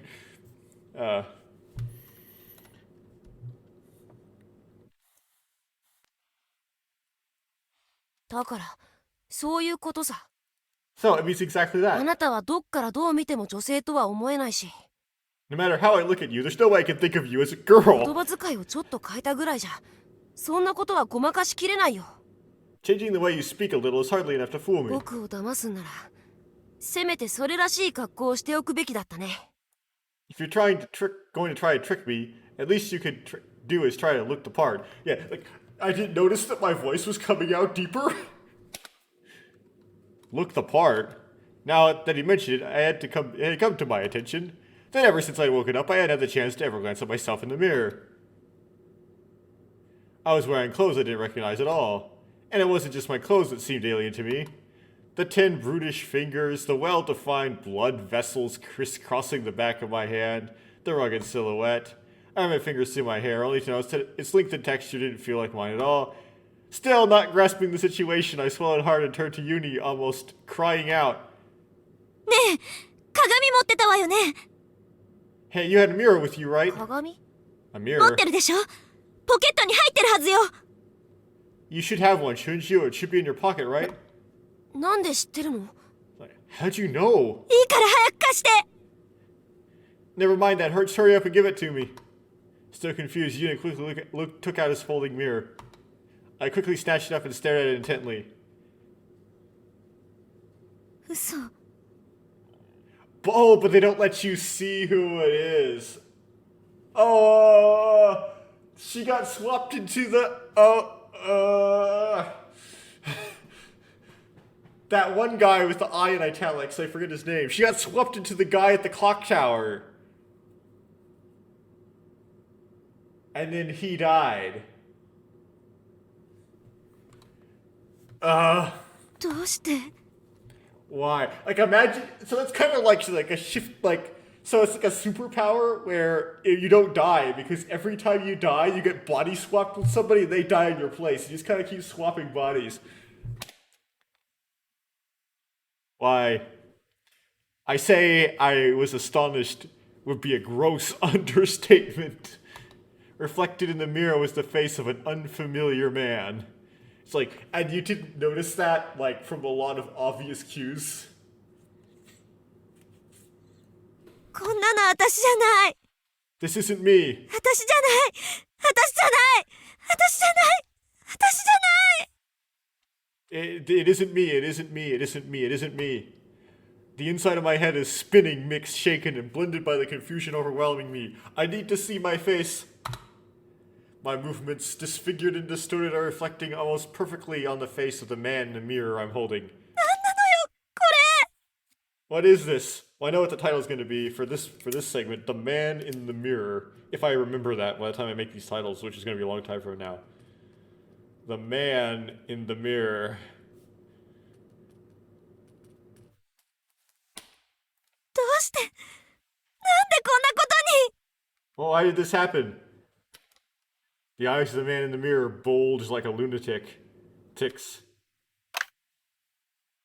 He was looking straight into my eyes. I couldn't bear it anymore. I finally clamped the mirror shut and threw it against the wall with all the strength I had. You broke his mirror? I fell to my knees, letting out a low moan. My nerve endings had gone dull, scenes numbing, all my thoughts thrown into the pits of chaos and assaulted by raging doubt and uncertainty. Who is that man? Am I that man? If that's me, then where did the me I used to be go? Who am I, my mind or my body? Which one is the real me? I don't know. Something had gone horribly wrong. The world wasn't the world I knew anymore. I mean, this is pretty realistic. If you got, like, swapped with somebody, you would be, like, freaking out so hard. It would be, like, insanity. Like, literal insanity. Now that I think about it, ever since I woke up, I've been feeling a strange identity sense of, for lack of a better word, incompatibility. Now I finally knew the reason why. It felt as if the world was starting to reject me, and slowly I began to disappear. Overwhelmed by loneliness and neglect, my own existence started to fade. Anxiety took over. Everything that I am was replaced by fear, which made me want to scream out in 助 desperation. けて。誰か私を助けて。 Somebody help me! I lost consciousness.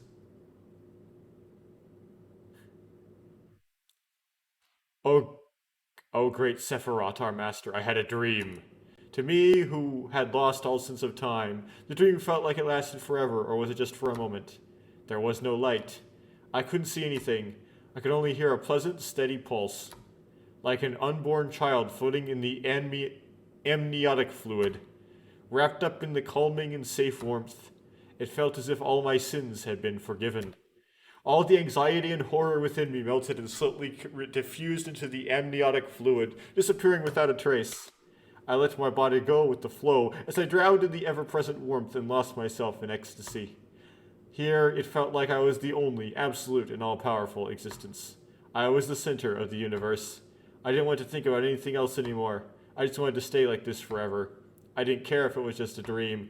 Even if it was just a tranquil illusion, it was one which I preferred to that horrible reality. But a dream will never be more than a dream, which one must eventually awake from. And without any warning, that moment of awakening came violently.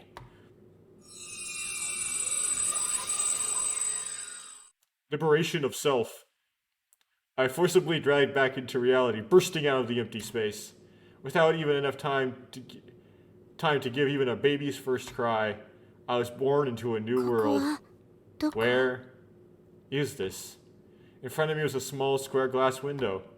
The open palm of my right hand was pressed tight against the glass. I lowered my palm from the window.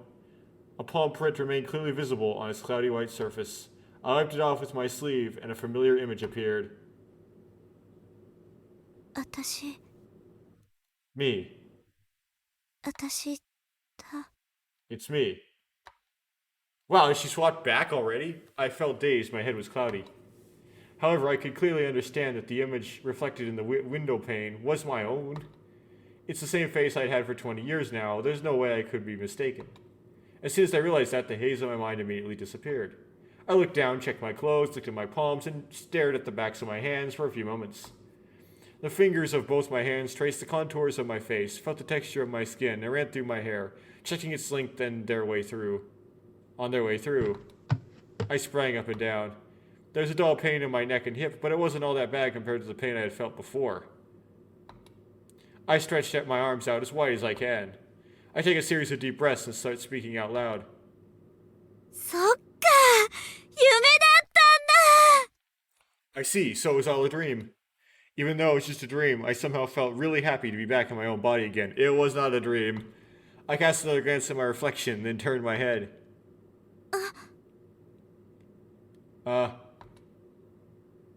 Before we were the figures of an unfamiliar man and woman. The words I had blurted in surprise hung in the silent air.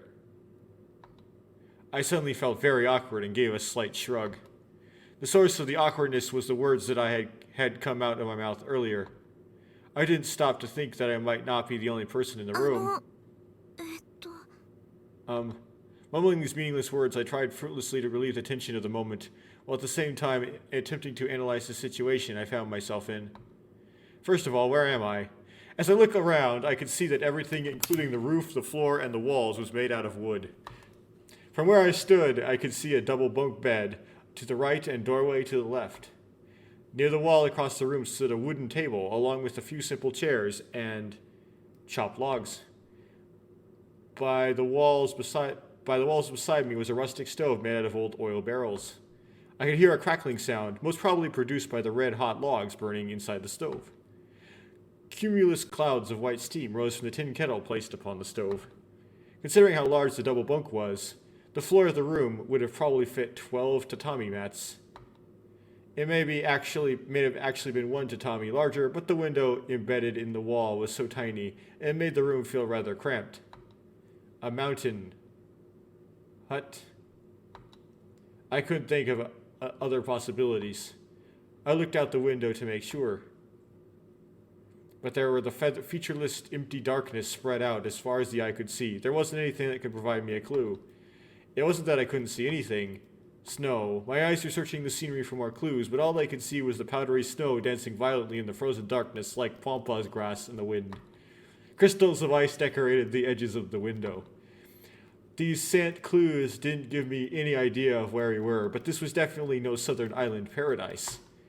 Then it hit me, the cold, and it wasn't just your average cold. My body was freezing to its core, enough to make me want to hug the barrel stove beside me.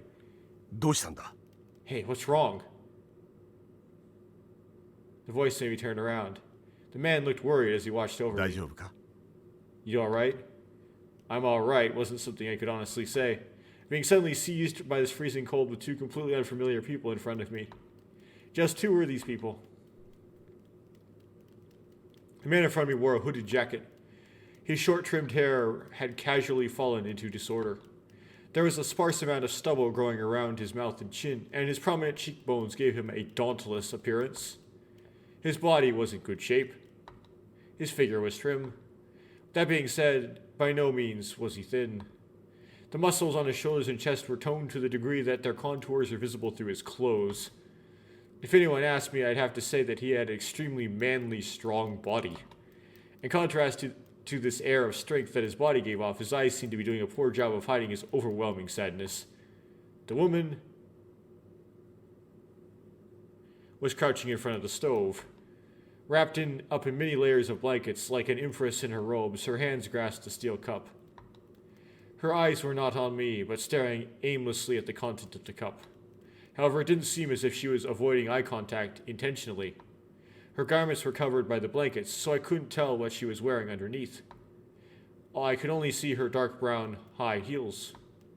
The shoes weren't well suited for a place like this, and her shoes weren't all that looked out of place. The woman, with her hair in an updo, gave off an air of calm sophistication. Would it be an exaggeration to say that she was from high society? Surrounded by a drum stove, then the tin kettle, and assorted timber, her appearance was particularly conspicuous. The man looked as if he was in his mid-30s, while the woman appeared to be in her late 20s. Of course, that was just my estimate. They could have been younger. Anyway, I thought it was clear that both of them were older than me. First off, I would talk to the man. I tried talking to the man. すみません。 Excuse me. I say, where are we? It's a question I wonder more about. ここはどこですか？ Where are we? 山だ On the mountain. 山？ Mountain? そう真冬の雪山だ A snowy mountain in midwinter. He answered somewhat casually. 真冬の雪山って言ってもいろいろとあると思うんですけど。 There should be more to it than that, right? そうだね Yeah, you're 東 right. 北地方のどこかじゃないかな This might be the Tohoku region. He stroked his stubble. I held myself tightly as I trembled from the cold and meekly stepped toward the もし stove. かして知らないんですか？ここがどこなのか。 Could it be that you don't know? You don't know where we are? ああ知らない You're right, I don't こ know. っちの方が教えてもらいたいぐらいさ I was hoping you'd be able to tell me. What do you mean by that? There's no way I could possibly figure out where we were. I just waited for him そ to れよ go り on. も大丈夫か More importantly, are you 大 alright? 丈夫って。 What do you い mean? やそのなんというか No, how should I say こ this? んなことを言っては失礼かもしれないが What I'm about to say might be a bit rude, 君の様子は but you... He raised one of his eyebrows, drawing his eye momentarily before continuing. 普通じゃない You're acting kind of strange. え？ Eh? 怒らないでくれよ Don't be mad, 君はさっ okay? きからずっと挙動不審な言動を続けている Someone else was in your body, right? A while ago, you were saying all kinds of weird things. 突然わけのわからない言葉を発したり暴れたり叫んだり独り言をぽつりとこぼしたり All of a sudden, you started spouting nonsense, acting violently, screaming, and pausing for a long time while speaking.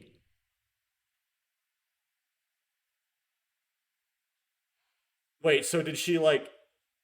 They heard all of the things she said in that facility? かと思うと今度は不意に塩らしい素振りを見せたりして Now you're all gentle and everything. まああの時の衝撃で精神的に相当なダメージを受けたのだとは思うが Well, with the shock of what happened, it would appear that you suffered a decent amount of mental damage, but あの時？ shock? そうだ Yeah, 飛行機が墜落した時のことだよ from the airplane crash. I just presume that these guys are all crash victims, right? These are some people that were in the plane that crashed. Did I already forget what had happened up until now? Reality of the dreams were completely mixed up in my head as I tried hard to make sense of things. So that means that the building and the people I saw before must have been all part of a dream. Didn't it crash? What happened to the other passengers? Was Uni saved? Although I couldn't be sure and felt a tinge of uneasiness, for some reason I wasn't really all that worried. This is a Nuchikoshi game. What she saw was real. Though I was still in a rather strange state of mind, I was definitely much calmer than the me in that dream. There was a mysterious feeling of confidence in me. A feeling that Uni was definitely alive や somewhere. はりそうか。 So it's as I 君 thought. は墜落の時のことを覚えていないんだね。 You don't remember the crash, do you? いえ、そんなことありません。 No, I don't think it's ちゃんと that. 覚えてますよ。全部。 I remember it, everything. I replied immediately. Surprised, he tilted his 覚えて head. る？本当に？ Do you remember? Really? ええ、 Yes. だけど君はさっき But earlier you... まあいいか。 Well, I guess it doesn't matter. Someone else was in her body that didn't go through the plane crash. He was the guy at the clock tower. He was talking about the clock tower. He wasn't saying anything about a plane crash. Then he's like, what plane crash? とにかく座りなさい。 Anyway, have a seat. 何か温かいものでも飲むかい？ Do you want me to get you something warm to drink? かなり長い間意識を失ってたからね。喉も渇いてるだろ You were unconscious for a long time. Your throat is probably dry. He went over to the table and picked up a steel cup. With one hand, he gestured to me to take a seat. I passed behind the woman who was wrapped up in the blankets and sat down at the table with my back to the wall. どういうことですか？ Just what exactly did you Nanya. mean? What did I mean about what? The man stood near the stove. He grabbed the tin kettle and poured some hot water into the cup. 私のこと、挙動不審だって言ったじゃないですか。 You said that I was acting oddly, didn't you? う。言ったね。 Yeah, I said 仕 that. 方がないだろう。事実なんだから。 It's the truth, after all. そういうことじゃないんです。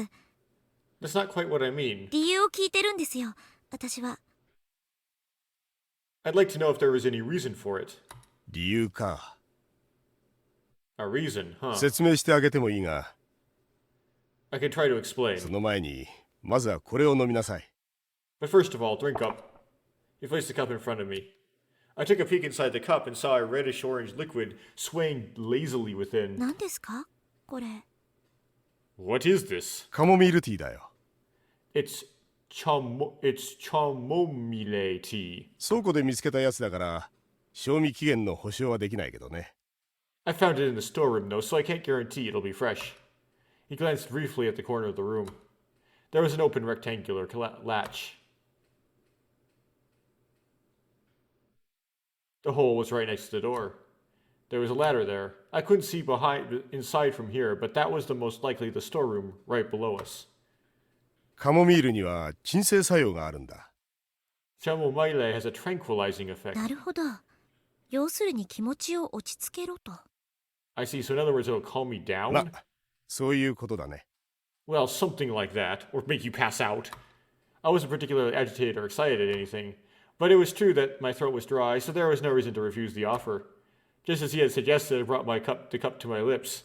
This is something that's a little bit dark for this context, but I wouldn't do this.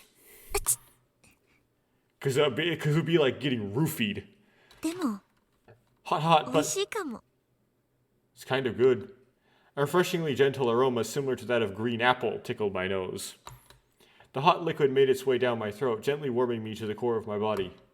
I'm alive again would be the expression that described the way I felt best. よかった。 That's good. その笑顔のことだよ。 That smile of 笑っ yours. た君を見たのは初めてだからね。 That's the first time I've seen you smile.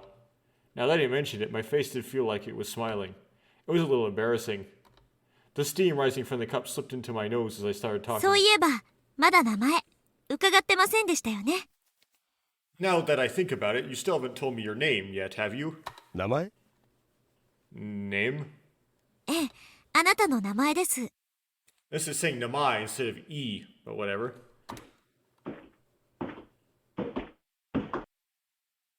He sat down at the table across from おい me. おい、参ったな。 Oh man, here we go again. It's Yubisai Harukana Tanaka. さっき教えたばかりだろ Didn't I tell you my name just now? さっき Just now? Just now? What exactly was just now? I う。 have ま no あ idea. 忘れてしまったとしても無理もないか。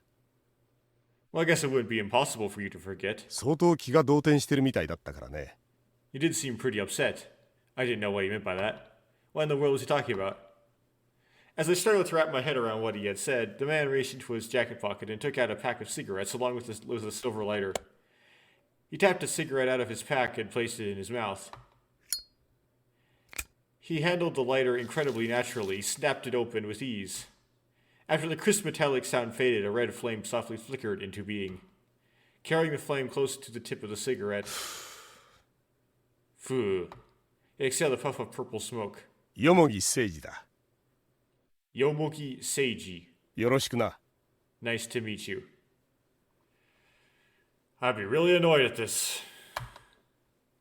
Filling up an enclosed space with tobacco, he placed a cigarette in his left hand and extended the other to me in greeting. I gladly shook it. His palm was so thick and rugged, it was as if it was made of rock. And then...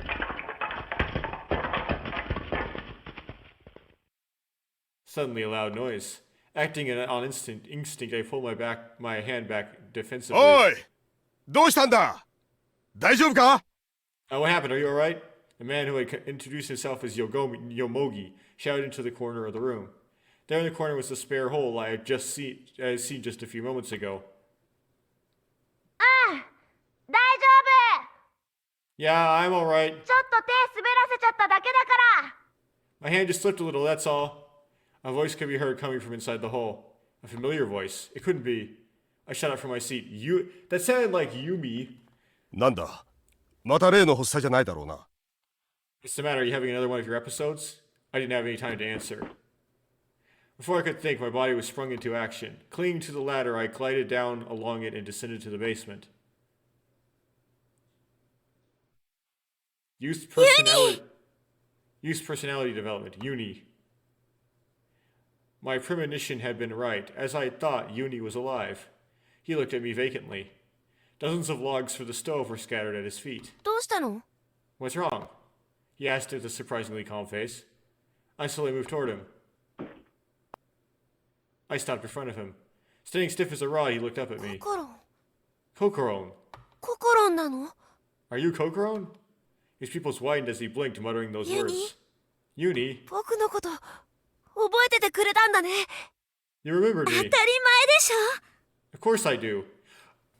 Oh, he talked to her and was like, do you remember who I am? She's like, no, I don't. Who are you? Right. Because, again, she was like the other person. Yeah. 忘れるわけないじゃない There's no way I could forget. Filled with joy, I embraced him tightly without a second thought. また Wait, このままだと壊れちゃうかもしれないから。 they might break like this. Saying that, Yui slowly removed his glasses. He placed his glasses on the shelf and then... Kokoron, suddenly with a voice as lovely as a girl's, he leaped into my arms. 会いたかったよ I missed you. 会いたかったよココロン Missed you so much, Kokoro. Yuki aimlessly groped at my back. He rubbed his face against me, snuffling like a spoiled child. I cradled him closely in return. With all the strength in my arms, I squeezed him tighter and tighter. This is the second time I've been reunited with this boy. But unlike the Yumi from my dream, this one wasn't cold-hearted at all. Yeah, but there's like two Unis. Uni had recognized me as myself. He greeted me as myself and confirmed me as myself. Just that was enough to make me feel very コ happy. コロン僕言わなくちゃいけないことがあるんだ。 Kokoron, I have something that I need to say. 何 What is it? 助けてくれてありが Thank とう。 you. Thank you for saving も me. うお礼なんて言わなくていいって You don't have to thank me. 私は何もしてないもん I didn't do anything at all. Yes, I couldn't do anything at that time. I had only fastened my seatbelt and taken his hand in mine. But there was anyone to thank. If there was one to thank for our rescue, it could only be God. Rather than fate, it seemed more appropriate to call this a miracle from でも God. とにかくありがとう。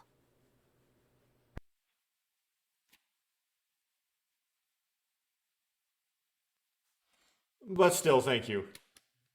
I clung to Uni's body as though I'd never let him go. I put my head under my nose and filled my lungs with his scent. We're alive.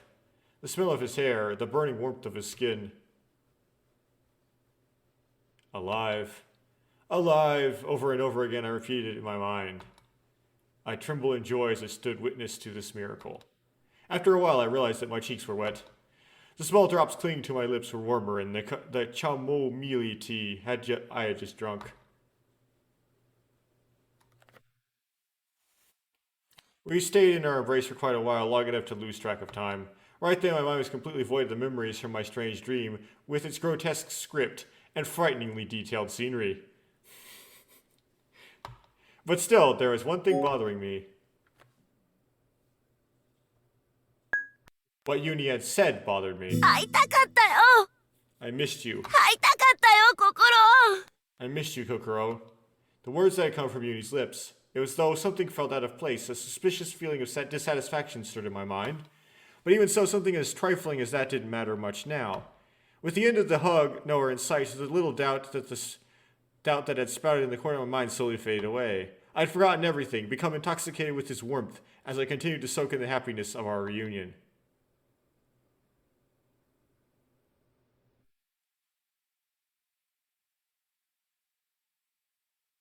I'm left-handed. When I use a pen, chopsticks, or scissors, I always hold them in my left hand. That's why I wear my watch on my non-dominant right wrist. That's because if I wore it on my left wrist, it would interfere with a variety of things. Of course, it's on my right wrist even now. It's a wristwatch that I had fancied and bought just the other day. The analog dial indicated that it was 9:37.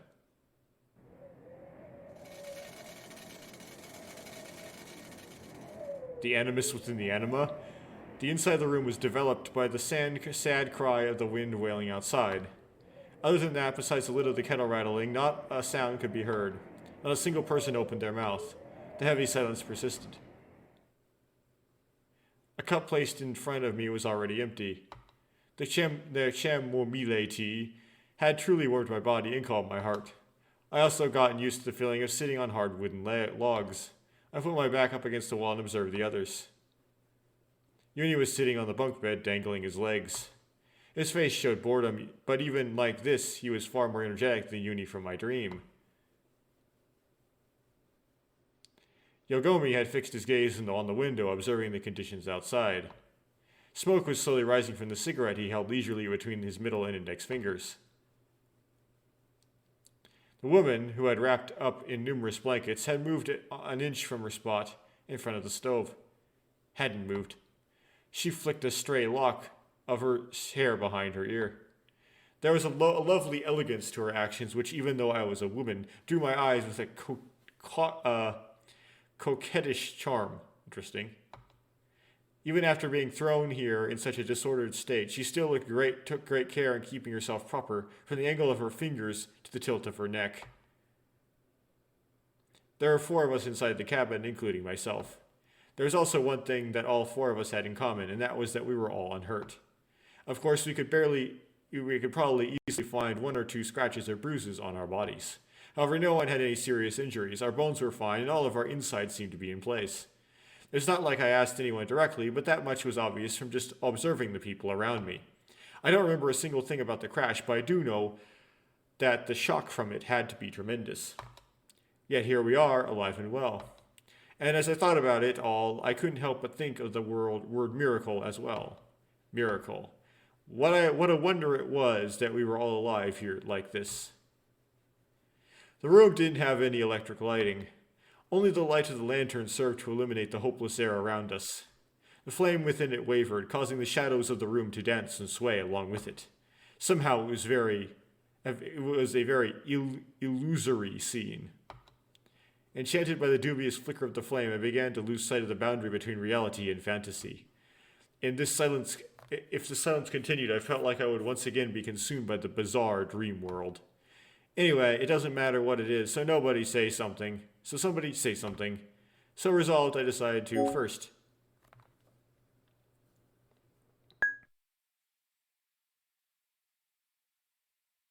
I decided to talk to Yogomi. ねえ、よもぎさん、 Hey, Yogomi-san. ここにいるのはこの4人で全部ですよね。 The four of us are the only ones here, あ right? あそうだけど Yeah, I think so. Why do you ask? それじゃあ、Then the 他 other の乗 passenger. 客の人たちは。 Then the other passengers. Yogomi looked out the window and took a long drag on his cigarette.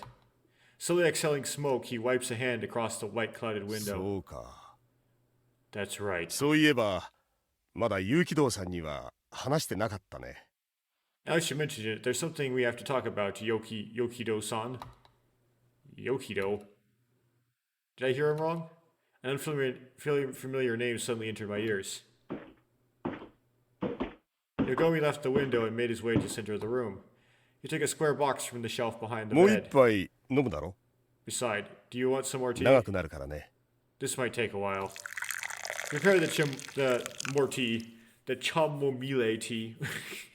While holding the cigarette between his lips, he poured us some tea. He put out his cigarette in the ashtray sitting on the table and then sat down in front of me.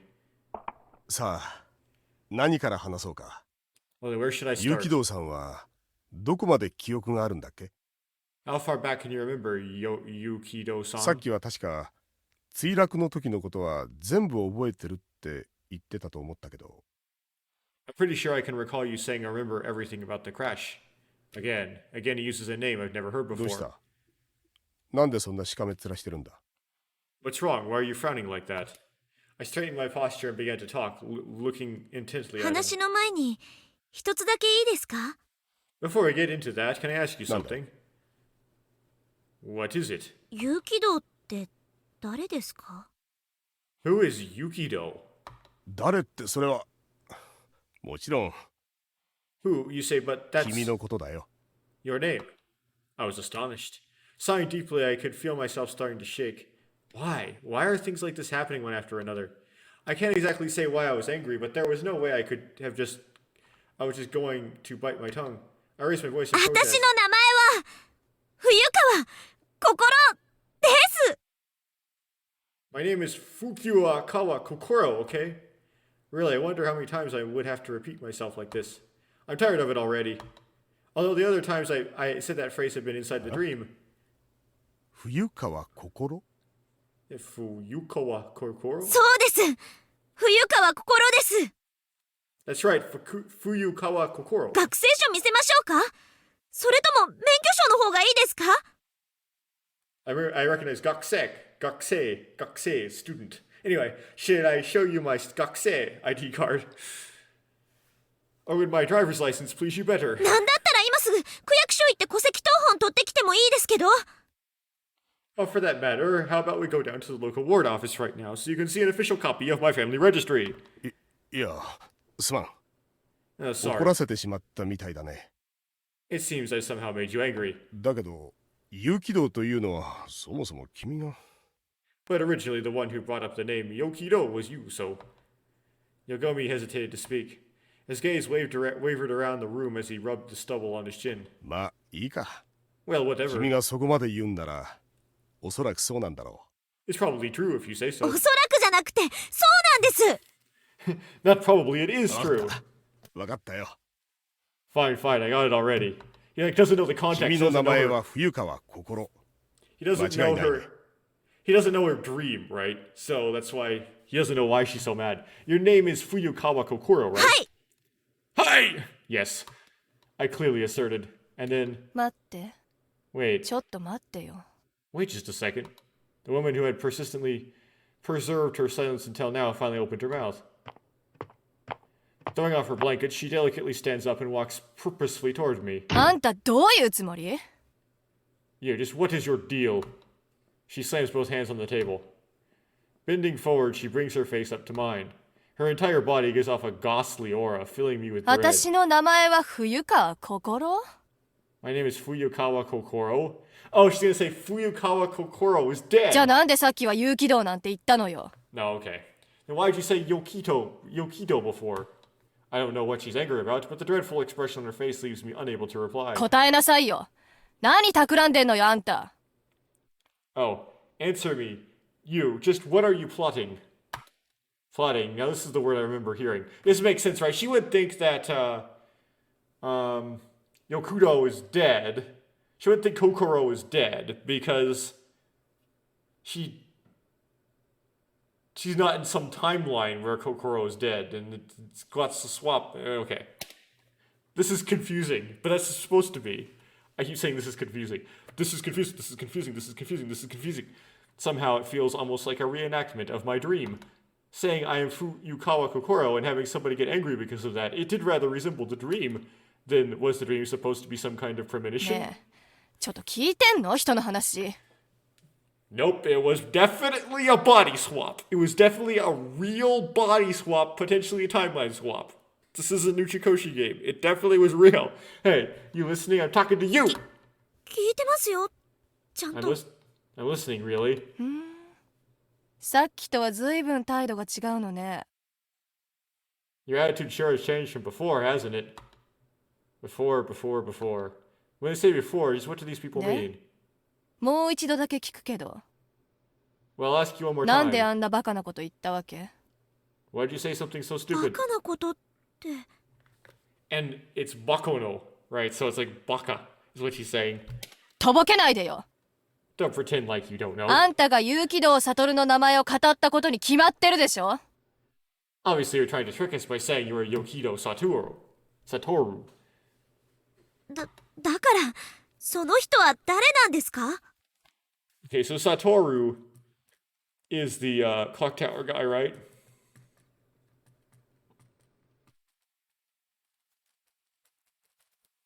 So I don't know much about him besides the guy in the clock tower who was using a lot of I in italics. Just who is that person? 白々しい演技はやめて。 Stop with your lousy act already. Act. Even though I'm not acting. まあまあ落ち着けよ舞泉。 Now, calm down, Maizumi. 冬川さんが怖がってるじゃないか。 You're scaring Fuyukawa-san. あんた今なんて言った？ What'd you just say? 眉住。眉住って言ったわよね。 Maizumi. You just called me Maizumi, didn't you? 気安く呼び捨てになんかしないでくれる？何様のつもりなわけ？ Stop addressing me as if I were your pal. Just who do you think you are? じゃあなんて呼べばいいんだ。 Well, then what should I call り you? んちゃんか？ Lin-chan, perhaps? てめえ、なめてんだろこのヒゲ親父。 You're making fun of me, you unshaven old bastard. 私はちゃん付けで呼ばれるのが世界で一番嫌いなのよ。 Being referred to with Chan is the thing I hate most in this world. It's like, Hun. Calm down, Hun. だったら2番目に嫌いなのは。 Then what's the thing you hate the second most? 見ず知らずの他人に呼び捨てにされること。 People I don't know calling me by my last name with no honorifics at all. 3番目は What would number 3 be? 3番目はそうね、 Serious, 名 let's 前 see. を間違って呼ばれることかしら。 Being called by the wrong name, 銀 maybe. なのに鈴とか、眉住なのに薫とか。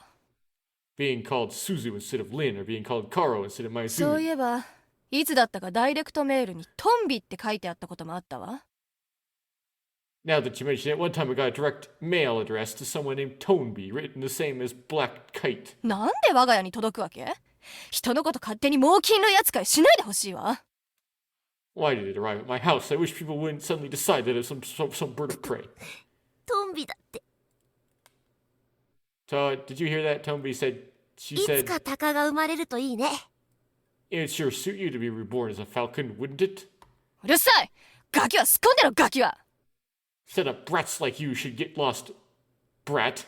わ、なんだよその言い方。 I should have been able to pick up that word that got translated to brat, but I didn't quite. Whoa, what's wrong with you? ちょっと冗談言っただけなのにさ。 I was just joking around. 何よ？文句あんの？ What, got a problem? はあ。これだからばあさんは困るよな。 Ooh, this is why grannies are trouble.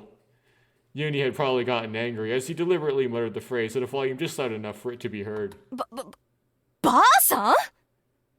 Basa. Like, 23歳の裏若き乙女を捕まえといて、ばあさんってどういうことよ、ばあさんって。Where do you get off calling a lovely young maiden of 23? Oh, when have we heard that age before? A granny! A granny! ばあさんだからばあさんって言ったんだよ。この猛録ババ I called you a bossa because you're a bossa, you senile old hag. Learning all these insult words. てめえ。You bastard. Chunbei is bastard. ほら、目尻にカラスの足跡が浮かんでますよ。トビリンちゃん。Like you got crow's feet all over your eyes, don't you, Tobuli-chan? このクソガキ、やんのかこら You damn brat. You wanna go, huh? Do you? やらねえよ As if. 誰がお前みたいなババアとなんかやるもんか Who'd wanna start a fight with an old lady like you? もう完全にブチ切れちゃったわ。 Now you've done it. スマキにして外に放り出してやろうかしら。 I wonder if I should just roll you up in a mat and throw you outside. やれるもんならやってみろよ星ガキババ Play it if you can, you permissive gobbling old hag. 上等じゃないのよこのイソギンチャクメガネ You've got your four-eyed sea anemone. こらいい加減にしないか二人とも。 It's like, bring back the nasty monkey. Come on, cut it out, you two. Yomogi, sick of watching their back and forth, decided to interfere and pushed the two apart. ここがどこなのか忘れたわけじゃないだろ You haven't forgotten where we are, have う。こ you? んなくだらないことで体力を消耗してどうする。 What are we gonna do if we waste our strength on a pointless squabble like this? でも But デモはなしだ。 no buts. これ以上続けるつもりなら倉庫で寝てもらうことになるぞ。いいの If か you carry on with this nonsense, you'll be sleeping in the storeroom, are we clear? Yumi lectured them in a surprisingly dignified tone. The two exchanged sharp glares, but restrained themselves from taking any further actions. Well, this is kind of a ship, but like, I'm not a fan of ships when one of them smokes. Even those two couldn't do anything with Yomogi standing like a mountain between them. Neither really backed down. Uni and the woman both looked away and returned to their respective territories. Really? Really now? Yomogi sighed as he placed his hand on his hip. Before we knew it, we had lost track of our conversation, and the target of the woman's anger had completely changed. I was certainly glad to have gotten out of further questioning, but anyway, I was able at least to establish the woman's name. Mayuzumi Lin. Like a cat about to flee after a fight, she opened her mouth to let out a last parting complaint. Her personality was almost the complete opposite of what I had imagined it would be, based on her mature looks and graceful bearing. The image of her I had in my mind just a few moments earlier had been thoroughly revised. The woman had a rude, harsh, and uninhibited personality. By the way, Miyazumi's questioning, though it may have been brief, had implanted a lingering feeling of uneasiness in the corner of my mind. It's about Yukudo Satoru. Was I mistaken for this Yukido person whom I've never met before and know nothing about? First of all, who is Yukido Satoru? That and the words both Yomogi and Mayuzumi had said bothered 君 me. はさっきからずっと挙動不審な言動を続けている。 A while ago, you were saying all kinds of weird じゃあなんで things. さっきは有機道なんて言ったのよ Then why did you say it was Yukido before? さっき教えたばかりだろ Didn't I tell you my name just now? さっきとは随分態度が違うのね Your attitude sure has changed from before, hasn't it? Before. Replaying it all in my head, I finally arrived at an answer. Based on what they had said, only one conclusion could be reached. Now, something like that just wasn't possible. I denied my own thoughts immediately. It was something that I couldn't believe, that I didn't want to believe. The conclusion I had reached was simply too unreal to accept. That's why I turned away from it. I didn't want to think about it any further. I am me, Fuyukawa Kokoro. I am no one else but me. Struggling. Oh, personality disorder. Oh.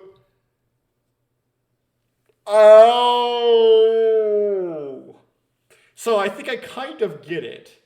So someone has dissociative personality disorder, right? The murderer has dissociative personality disorder.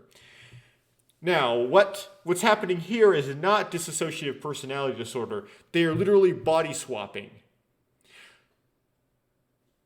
So it's like, oh yeah, dissociative personality disorder like me, or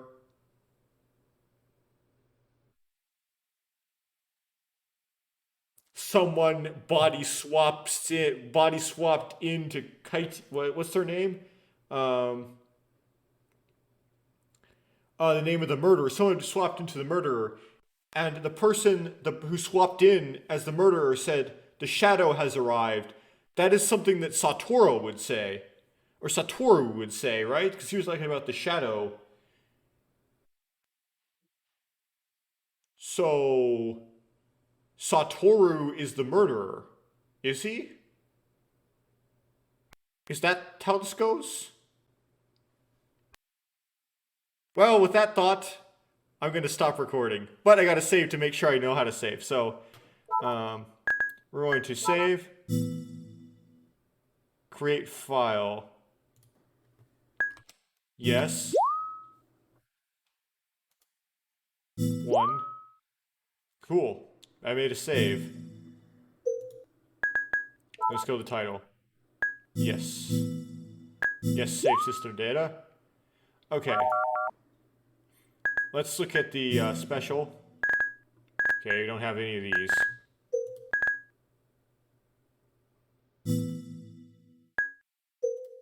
Okay, so it doesn't unlock any of the, like, things you can do. Okay, that's where we're going to stop for now.